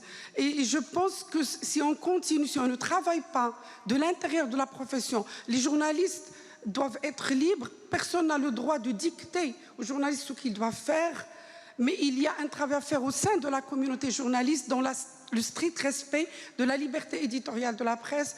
Les régulateurs doivent être impliqués parce que nous travaillons sur les bonnes pratiques et il est absolument dangereux que l'on continue dans ces doubles standards parce que cela ne fait que polariser les opinions publiques, cela ne fait que hystériser les opinions publiques sur certaines questions et, je dirais, éloigner les sociétés. Je termine avec un exemple. Moi, personnellement, je rencontre beaucoup d'ambassadeurs, notamment européens dans mon pays. Ils viennent me dire, mais pourquoi est-ce que les Marocains ne sont pas sortis en masse pour manifester, pour défendre l'Ukraine? Madame, merci. Je termine avec juste une... Madame, on a vraiment très peu de minutes. Très bien. 15 secondes, c'est bon? Je termine en vous proposant des extraits en 15 secondes de ce qui s'écrit dans la presse internationale et qui participe à cet éloignement entre les pays. Ça a été relevé par le journal marocain tel quel. Voilà ce qui s'écrit sur le conflit. Ici, cette guerre, ce n'est pas l'Irak ou l'Afghanistan, c'est une ville relativement civilisée, relativement européenne. Une autre quotation. Ils sont prospères, les migrants. Ukrainiens, ils sont prospères, vraiment de la classe moyenne. De toute évidence, ce ne sont pas des réfugiés essayant de fuir le Moyen ou l'Afrique du Nord. La presse a installé une nouvelle catégorie, les bons migrants et les mauvais migrants. La dernière citation, je crois qu'elle nous fait peur. Je vais citer le journal, sans citer le journaliste. C'est le Télégraphe où un journaliste a écrit ceci. Cette fois-ci, la guerre est injuste, car les gens qui nous ressemblent, qui ont des comptes Instagram et Netflix, ça ne se passe plus dans un pays pauvre et éloigné.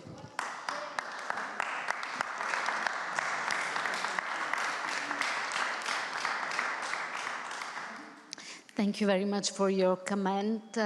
I see it's a really emotional subject to you. Anybody want to add something? This is raising a lot of questions. Thank you.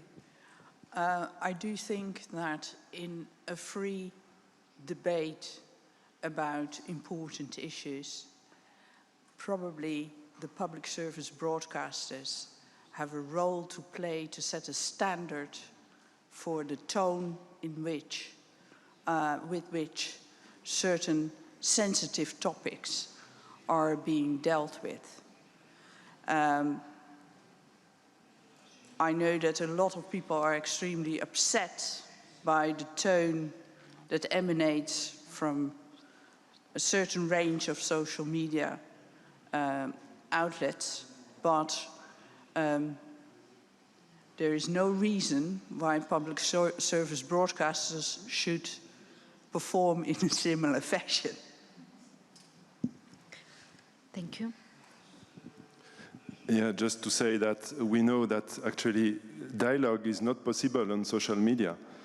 And I think we should not even call them social or media, as it was said before, social network, or maybe we should call them anti-social network, actually. So we know the role of public service media on the other side is to create dialogue, to give voice to all components of societies on fair basis, to make all voices heard in our countries, to cover all the situation, to distinguish between facts and opinions, all this basis of journalism. That's the role of public service media all over the world. So I think we should defend that role in any places, in any countries, and we should continue to stick to that and to distinguish the role of traditional media, public service media, and continue to distinguish it from these so-called social media that are not social and that are not media, actually. Eugenia? Thank you. Well, I could also want to add something. First of all, the public media could stand against commercialization, and commercialization is part of the problem. That is why actually the business model of so-called social media, which are not media actually, they're weaponizing emotions, they're weaponizing anger, they're weaponizing hate. And hate is also the origin of some of the examples you gave to us. We have the same here. We have many media outlets. They have never sent a reporter on ground, but they issue titles like Ukrainians are wealthy, they came in Bulgaria with their big SUVs, and you know what happens? It happens that even in the city center of Sofia, you may see a big vehicle with Ukrainian plate that is already vandalized by some people who heard that, well, these people are wealthy. So it's really our moral responsibility to treat every human being as equal, and in terms how to do this, I'm back to what we were already talking about, international cross-border reporting. Just a few days ago, I had the pleasure to be at the Deutsche Welle Global Media Forum, and Professor Timothy Snyder there gave an incredibly powerful speech, actually inviting all the media outlets to think about sending reporters to cover extremely the case with the blocked Ukrainian grain, because famine is there. Famine is going to hit all our nations all around.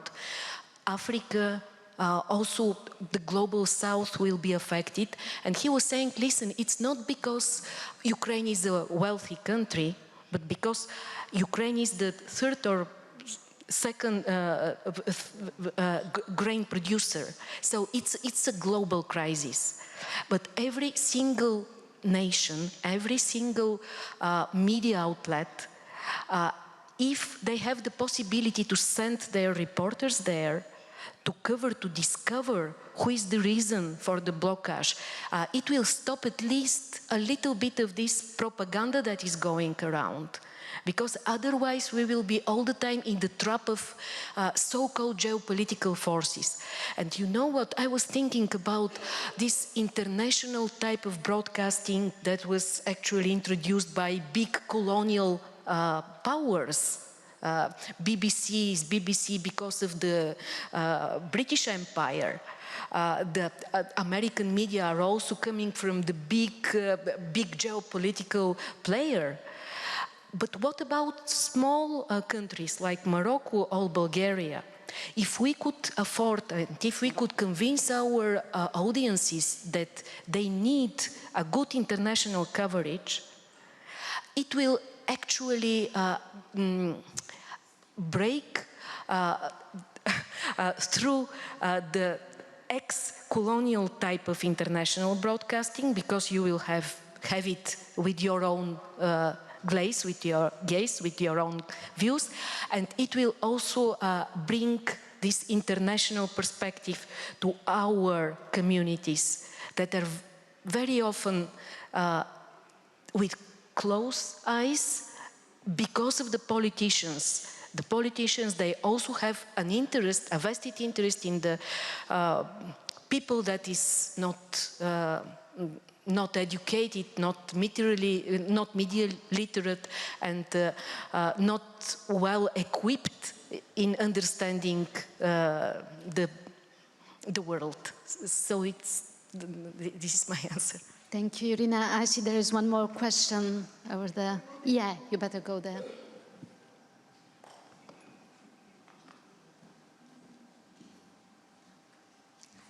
Hello, I will introduce myself. My name is Wifak Lalou, and I come from Deuxième TV station, one of the two, I would say, trusted public medias in Morocco. So you can trust what we say, actually. What I wanted to emphasize on is what just Mrs. Adrienne mentioned earlier, when she said that media started as vehicle to war rather than peace. I will speak about a personal experience. I lived back in August 2nd, 1990.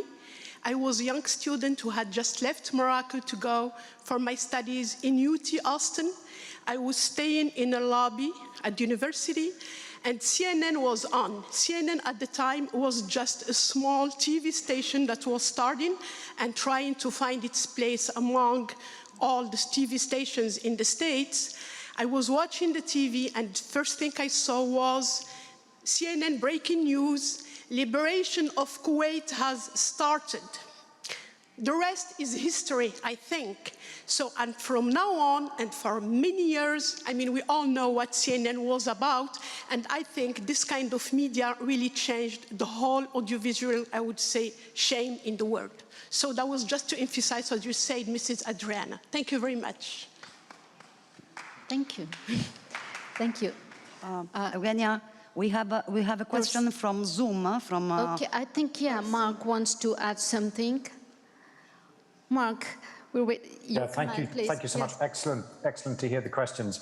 I think I agree with all the panelists and the thrust of the questions so far. It's important to sharpen this distinction between public service media and so-called social media. And I agree with the characterizations that it's neither social nor is it media. And I think the effort on the public service media side needs to be both on the supply side and the demand side of the equation. So on the supply side, really trying to avoid and resist and even reverse the slide towards commercialization, and recognize that public service media is a really vital public good within a democratic functioning society, and not to allow any steps for that to be undermined. It's a very slippery slope, which we've been seeing different countries slide down over recent times. And on the demand side of the equation, the work to engage people in communities, and I would say especially young people, in media information literacy, so they are more informed and they are more critical consumers of information, and they themselves begin to understand and then to value this distinction between public service media and so-called social media. Thank you. Thank you. And here we have more comments.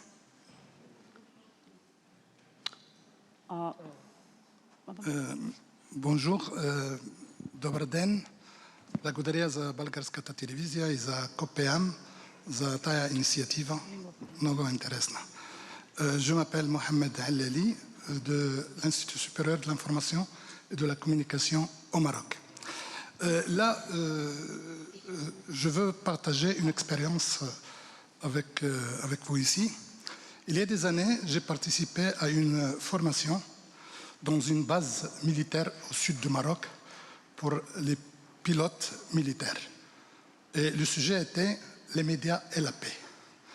Et à la fin de la journée, le général, le responsable de la base, venait, tournait vers moi et m'a dit « Professeur, j'ai fait toute ma carrière pour étudier que les médias on peut les utiliser pour la guerre. Et aujourd'hui, je suis convaincu, dans quelques heures, qu'on peut utiliser les médias pour la paix. Par cet exemple, je veux seulement attirer l'attention sur le rôle de l'éducation à la paix et aux médias, en même temps, et surtout de ne travailler pas pour la société civile, mais aussi pour les gens de l'armée. D'autre part, je vais exposer une réflexion sur la nécessité de revoir le rôle de la télévision publique dans les situations de crise et d'œuvrer pour la paix. Je donne l'exemple, le premier exemple, c'est l'exemple de la télévision bulgare.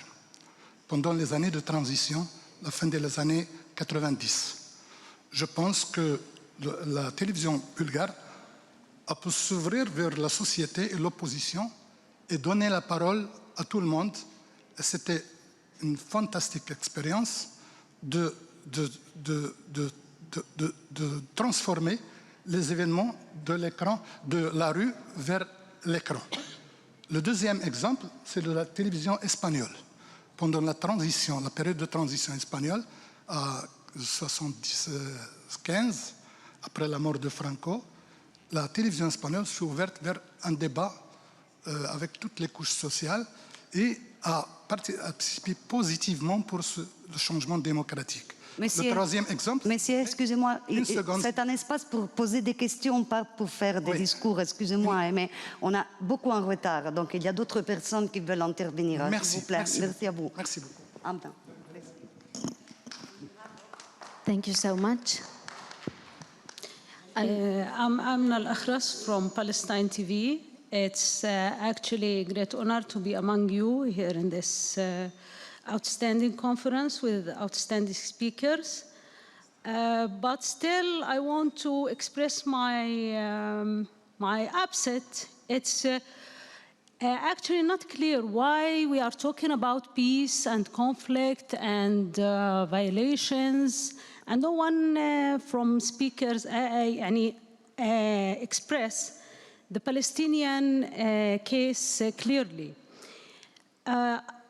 Actually, it's a big question about is now the media is threatened on the accusation of anti-Semitic when we are dealing with Israeli violations against Palestinians.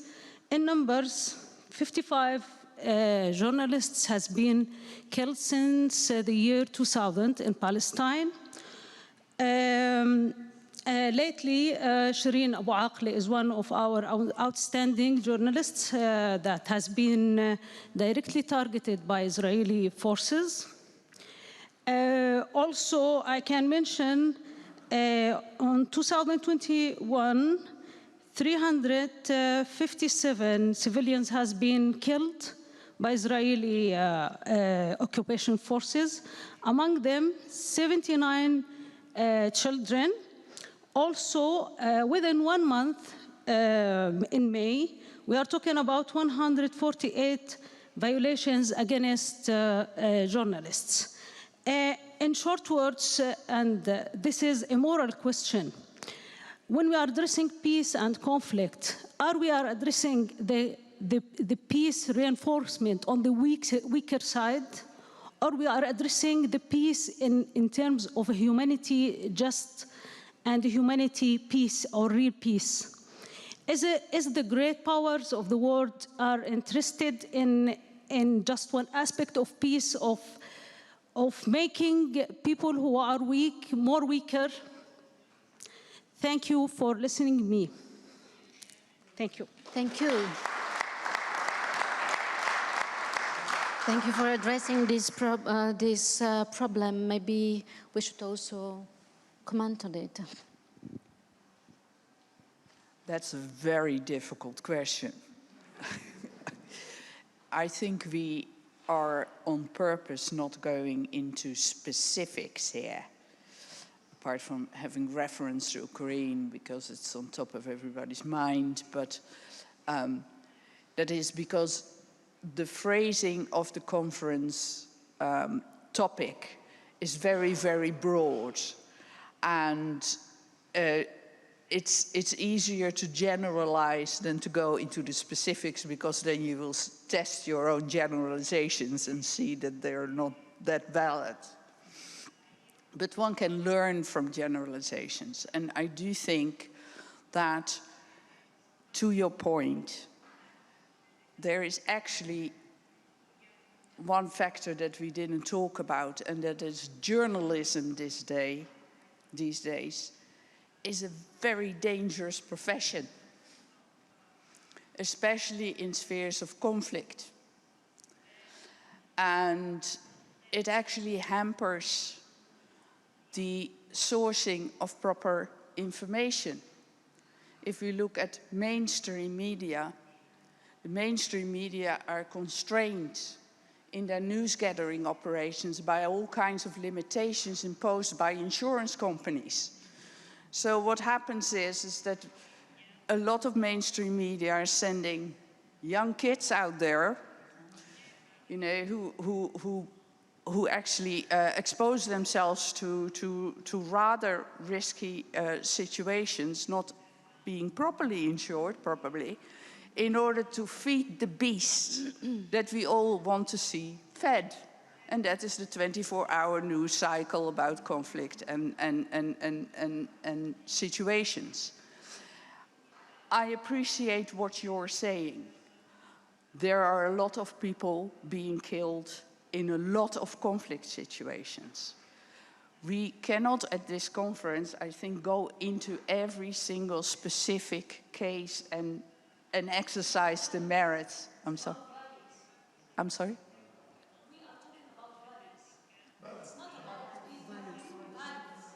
Right. Values. Now, the Palestinian case is a big question for all humanity. While you're addressing peace, how you can present like a nuclear model and being like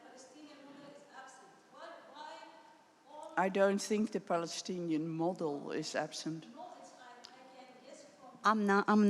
The interpreters cannot generalized it. translate you if you speak without micro, you know.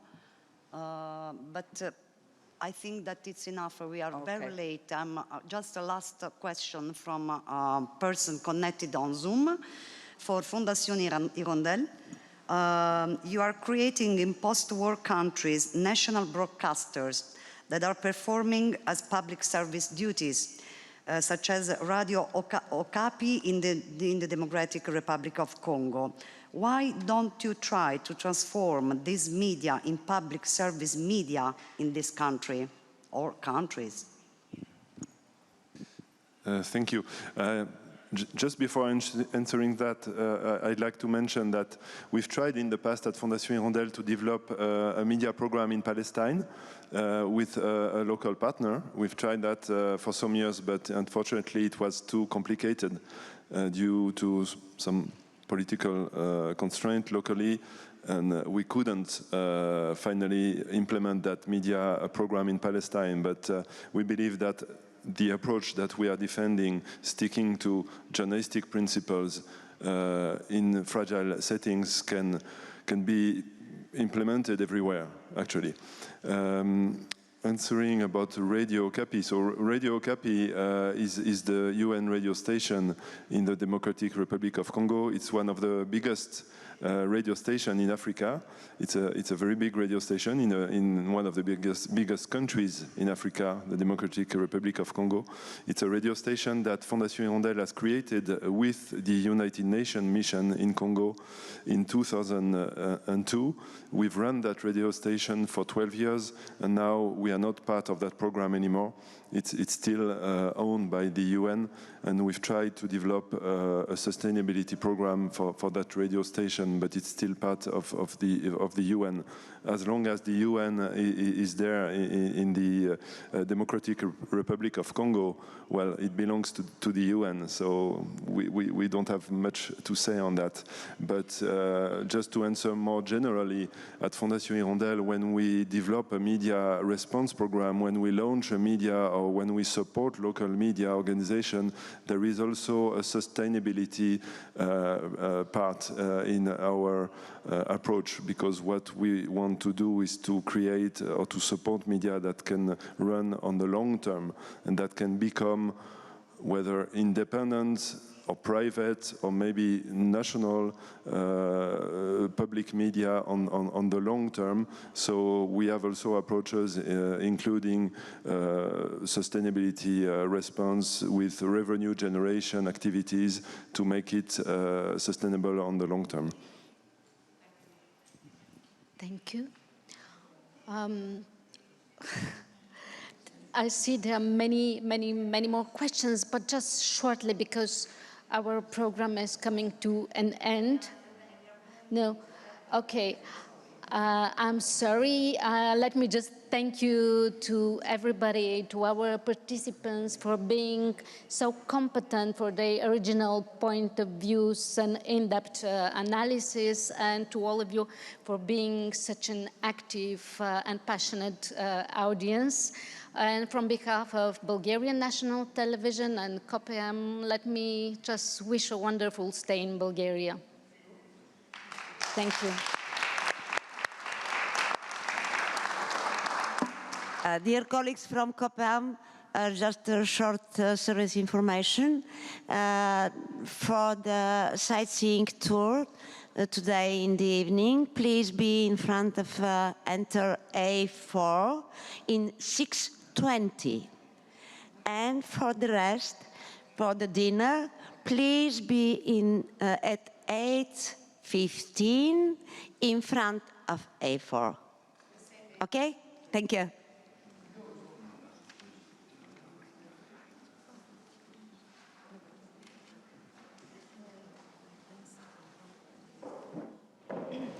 So I'm so sorry for having interrupted this interesting debate. We have some, we are late for our schedule. You can stay on the stage if you want, and we go on with the presentation of COPEAM prizes. I'm going to speak in French. Comme d'habitude, nous allons clôturer notre conférence avec les images des œuvres qui ont été récompensées pendant la dernière année dans le cadre de nos différents prix. Commençons avec le prix ERMED, l'édition 2022. Donc, le jury de l'ASBU, COPEAM et de l'UR a attribué le prix ERMED 2022 dédié à cette conférence, dédié à la thématique de cette conférence Médias et instabilité globale, quelle contribution à la paix, et à Radio-Télévision Española avec Ukrainian Theatre Company pour les sujets les plus positifs réalisés dans un contexte de conflit. Donc la COPEAM, au nom aussi de l'ASBU, dont le directeur général est ici avec nous, M. Suleiman, et au nom de l'UR, voudrait octroyer un petit hommage à la déléguée de la radio-télévision espagnole, Mme Asun Gómez Bueno, en tant que représentante de cette organisation. Asun, por favor.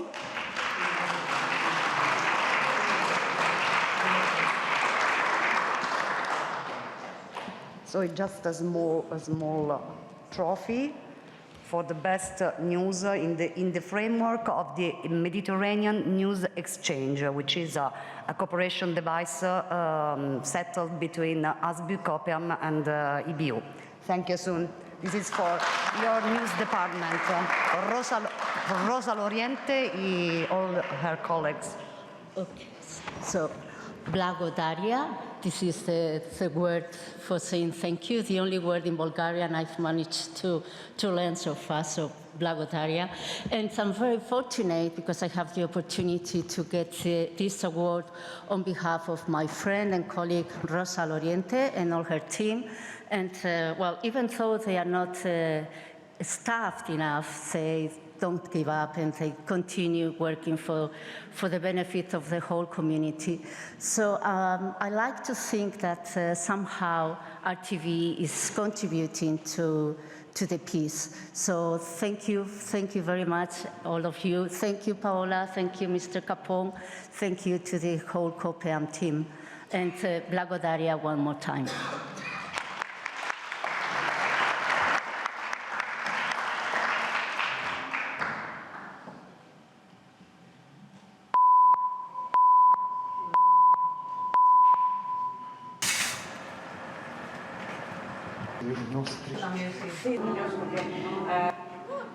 I'm sorry.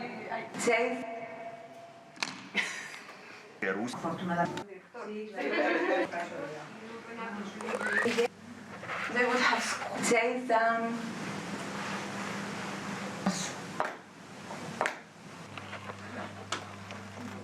Home cooked bombs thrown down by humans. Complicado. Creo que primeros días no todos nosotros entendíamos qué estaba pasando. De verdad, esperábamos que esto durara, no sé, 4 días, un poco. Tenemos trabajando. Riviera, es Riviera.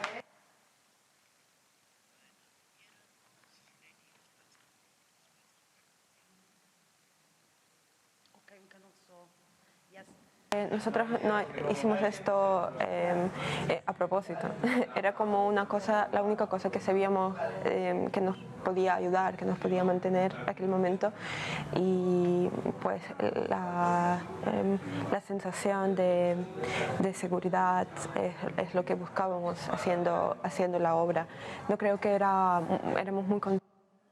Yes, just to have an idea, this is a news with the original audio track, of course, because all the news are put in a basket, okay, in original audio with a script and a dop sheet for the other broadcasters wishing to reuse the news realized by one or another broadcaster. So just to have an idea of what we are speaking about.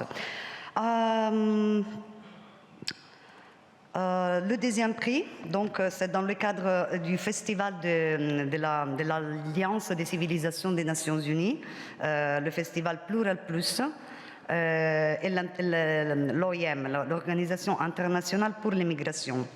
Donc la COPEAM a établi un prix spécial depuis longtemps dans le cadre de ce festival. Et donc pour l'édition 2021, la COPEAM a attribué son prix spécial au jeune espagnol Jorge Orellana Lorenzo pour son Both Faces of the Coin, un beau portrait d'intégration sociale réalisé à travers des images poétiques et des témoignages authentiques de gens qui ont réussi dans leur nouvelle vie. La vidéo traite des stéréotypes négatifs à l'égard des migrants, rappelant que la migration est une épreuve difficile et montrant que l'inclusion sociale est devenue une composante incontournable de nos sociétés. Donc nous allons regarder cette vidéo dans le cadre de ce festival qui est dédié à deux jeunes amateurs âgés entre 12 et 25 ans. Ça, c'est important de le souligner. Merci.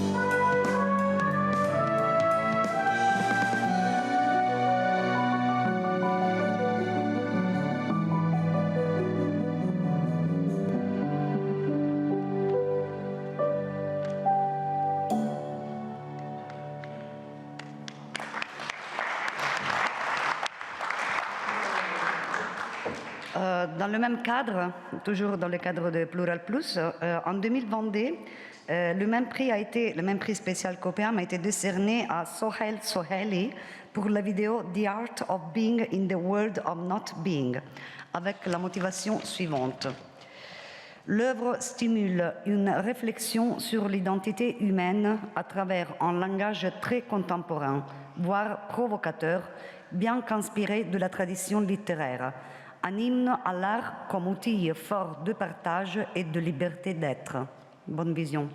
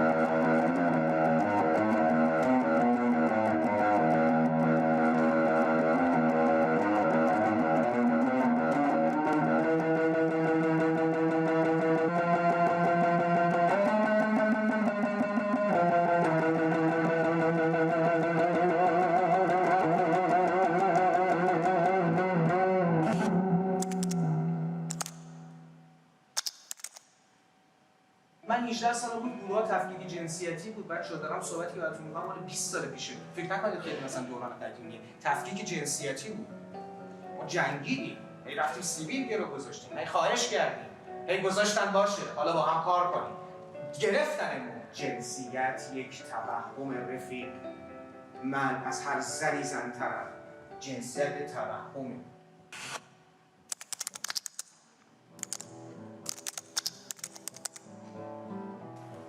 بودن یا نبودن مسئله این است. آیا شریفترانه است که در برابر لطمات روزگار نامساعد سر فرود آوریم یا سلاح برداریم و به جنگ بپردازیم؟ خفتن، خوابیدن، خواب دیدن، مردن. آه من همینجاست. اگر این کالبد گاو خاکی را بشکافیم خیالات. آن زمان که خیالات بلند، بسیار بلند، به ملاحظه همین مرز بسته و جریان آره تفکر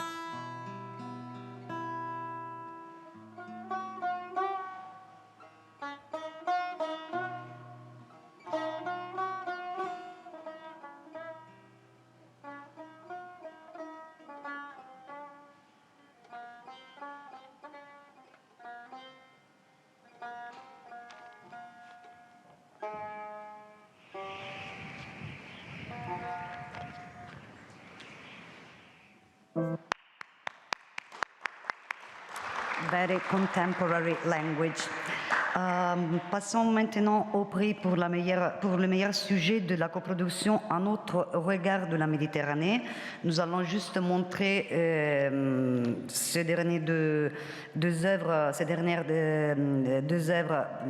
On va juste montrer quelques minutes parce que c'est trop long, on est très en retard comme je le disais. Donc dans le cadre de cette coproduction Un autre regard sur la Méditerranée, nous allons montrer un petit reportage qui a été jugé le meilleur de la série et ça a été réalisé par Madame Daou de Télé Liban.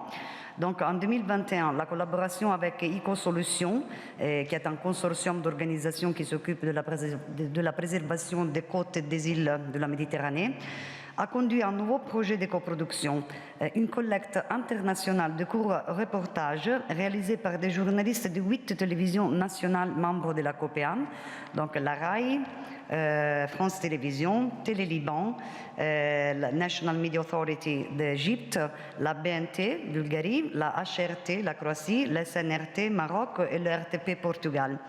Et donc, cette collecte porte sur des histoires de femmes et d'hommes dont la vie est liée à la mer et à ses côtes. Donc, on a composé, disons, une série de 24 témoignages de pêcheurs, gardiens de phare, guides touristiques, marins, scientifiques, plongeurs, qui étaient présentés officiellement à Marseille en septembre dernier, dans le cadre du sommet mondial sur la nature de l'UICN. Donc, nous allons regarder ensemble maintenant la contribution de Rayman Daou de Télé Liban. Juste une minute.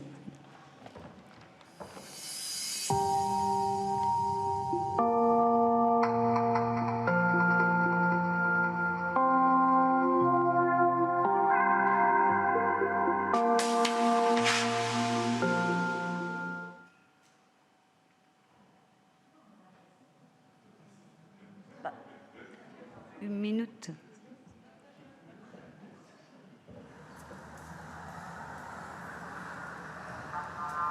اسمي محمود أحمد شعبان، مواليد 43. إلي 60 سنة بروح لحالي وبيجي ما حدا باخد معي، صدفة اللي ياخد واحد معي. بيطلع الصبح 2:30 3، الراجعة 6:30 7 بس ماكسيموم. جدي كان بحري واخواتي بحرية وعمومتي بحرية. عندي 9 لربهم، ماتت وحدة بعد 8. بموتوا على البحر بس ممنوع. عندهم عيال صار معلوم. أنا خليتهم يبطلوا. كان في مأساة، كان رزق قليلة والشخاتير غالية. Donc nous terminons.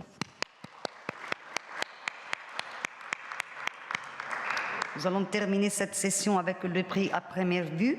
Donc, dans le cadre de l'action de soutien aux jeunes réalisateurs méditerranéens, à première vue, promu par la COPEAM avec les écoles de cinéma Alba, Liban, ESAC, Tunisie et ESAV, Marrakech, et l'université Unenettuno, l'université internationale télématique membre aussi de la COPEAM, un prix pour le meilleur court-métrage d'étudiants a été lancé grâce au support de TV5 Monde, représenté ici par Zina Barahal, que nous remercions pour son engagement. Un jury international a été mis en place pour choisir le meilleur des 15 courts-métrages sélectionnés par chacune des 3 écoles et réalisés pendant l'année académique 2020-2021. Donc il s'agit de films d'école de la dernière année de cours. Parmi les œuvres reçues, le jury a établi le palmarès suivant. Alors, le prix TV5 Monde There Must Be Something Wrong de Karim Nasr de l'Alba, le prix spécial de Rai Cinema The Tower of Silence de Mohamed Awad de l'ESAV Marrakech, et une mention spéciale du jury à l'abeille du volcan de Abanoub Youssef de l'école tunisienne ESAC. La remise du prix a eu lieu à Cannes le 25 mai dernier, pendant le Festival du cinéma de Cannes, au pavillon des cinémas du monde, à la présence de tous les partenaires impliqués. Et le jeune lauréat de l'ALBA participera comme prix offert par TV5 Monde à la semaine de résidence, formation et échanges internationaux du FID Campus, organisé pendant le FID Marseille en juillet 2022.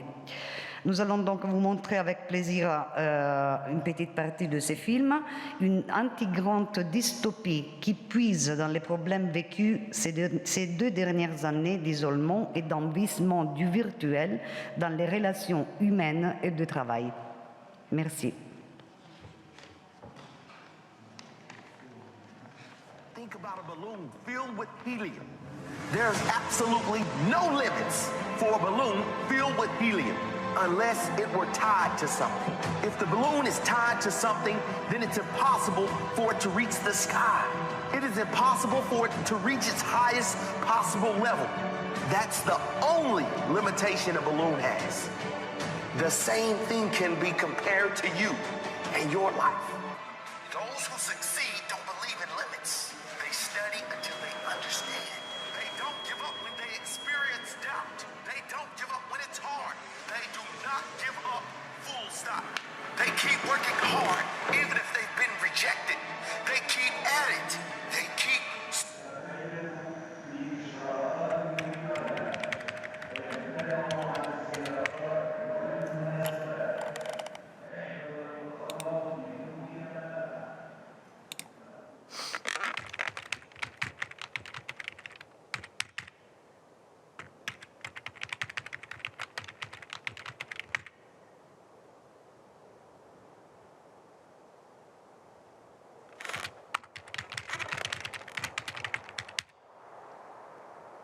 في مشكلة بالويب سايت معك خبر؟ لا شو في قال لي؟ عم بحط لي اكسس دينايد بس عم جارب فوت على اللوج ان. رغيت الساعة 6 إلا 10 فوت نام نحكي بعدين.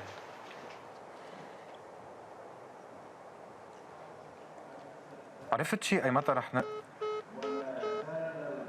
نرجع؟ Ok, donc ça a été un peu long, on s'excuse, mais justement, on est la conférence de l'audiovisuel, et donc la composante audiovisuelle est importante comme le débat et les discussions parlées. Voilà. Donc, merci beaucoup de votre attention. Je voudrais appeler ici Madame Sebda Dimitrova and Petya, her collaborator, je switch de l'anglais au français, pour nous avoir accompagnés dans ce voyage, c'est-à-dire la préparation de cette très difficile, complexe conférence de plusieurs points de vue. Donc, s'il vous plaît, merci beaucoup, merci de votre collaboration, de votre coopération.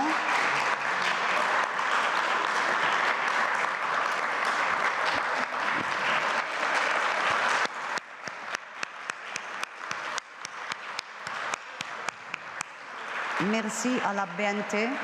Thank you to BNT for hosting us, for welcoming us, for the perfect organization, the perfect harmony that we have created together. We are particularly happy to have here after 3 years of distance. I usually hate you at the end of the conference. This year, I love you. Thank you. Thank you.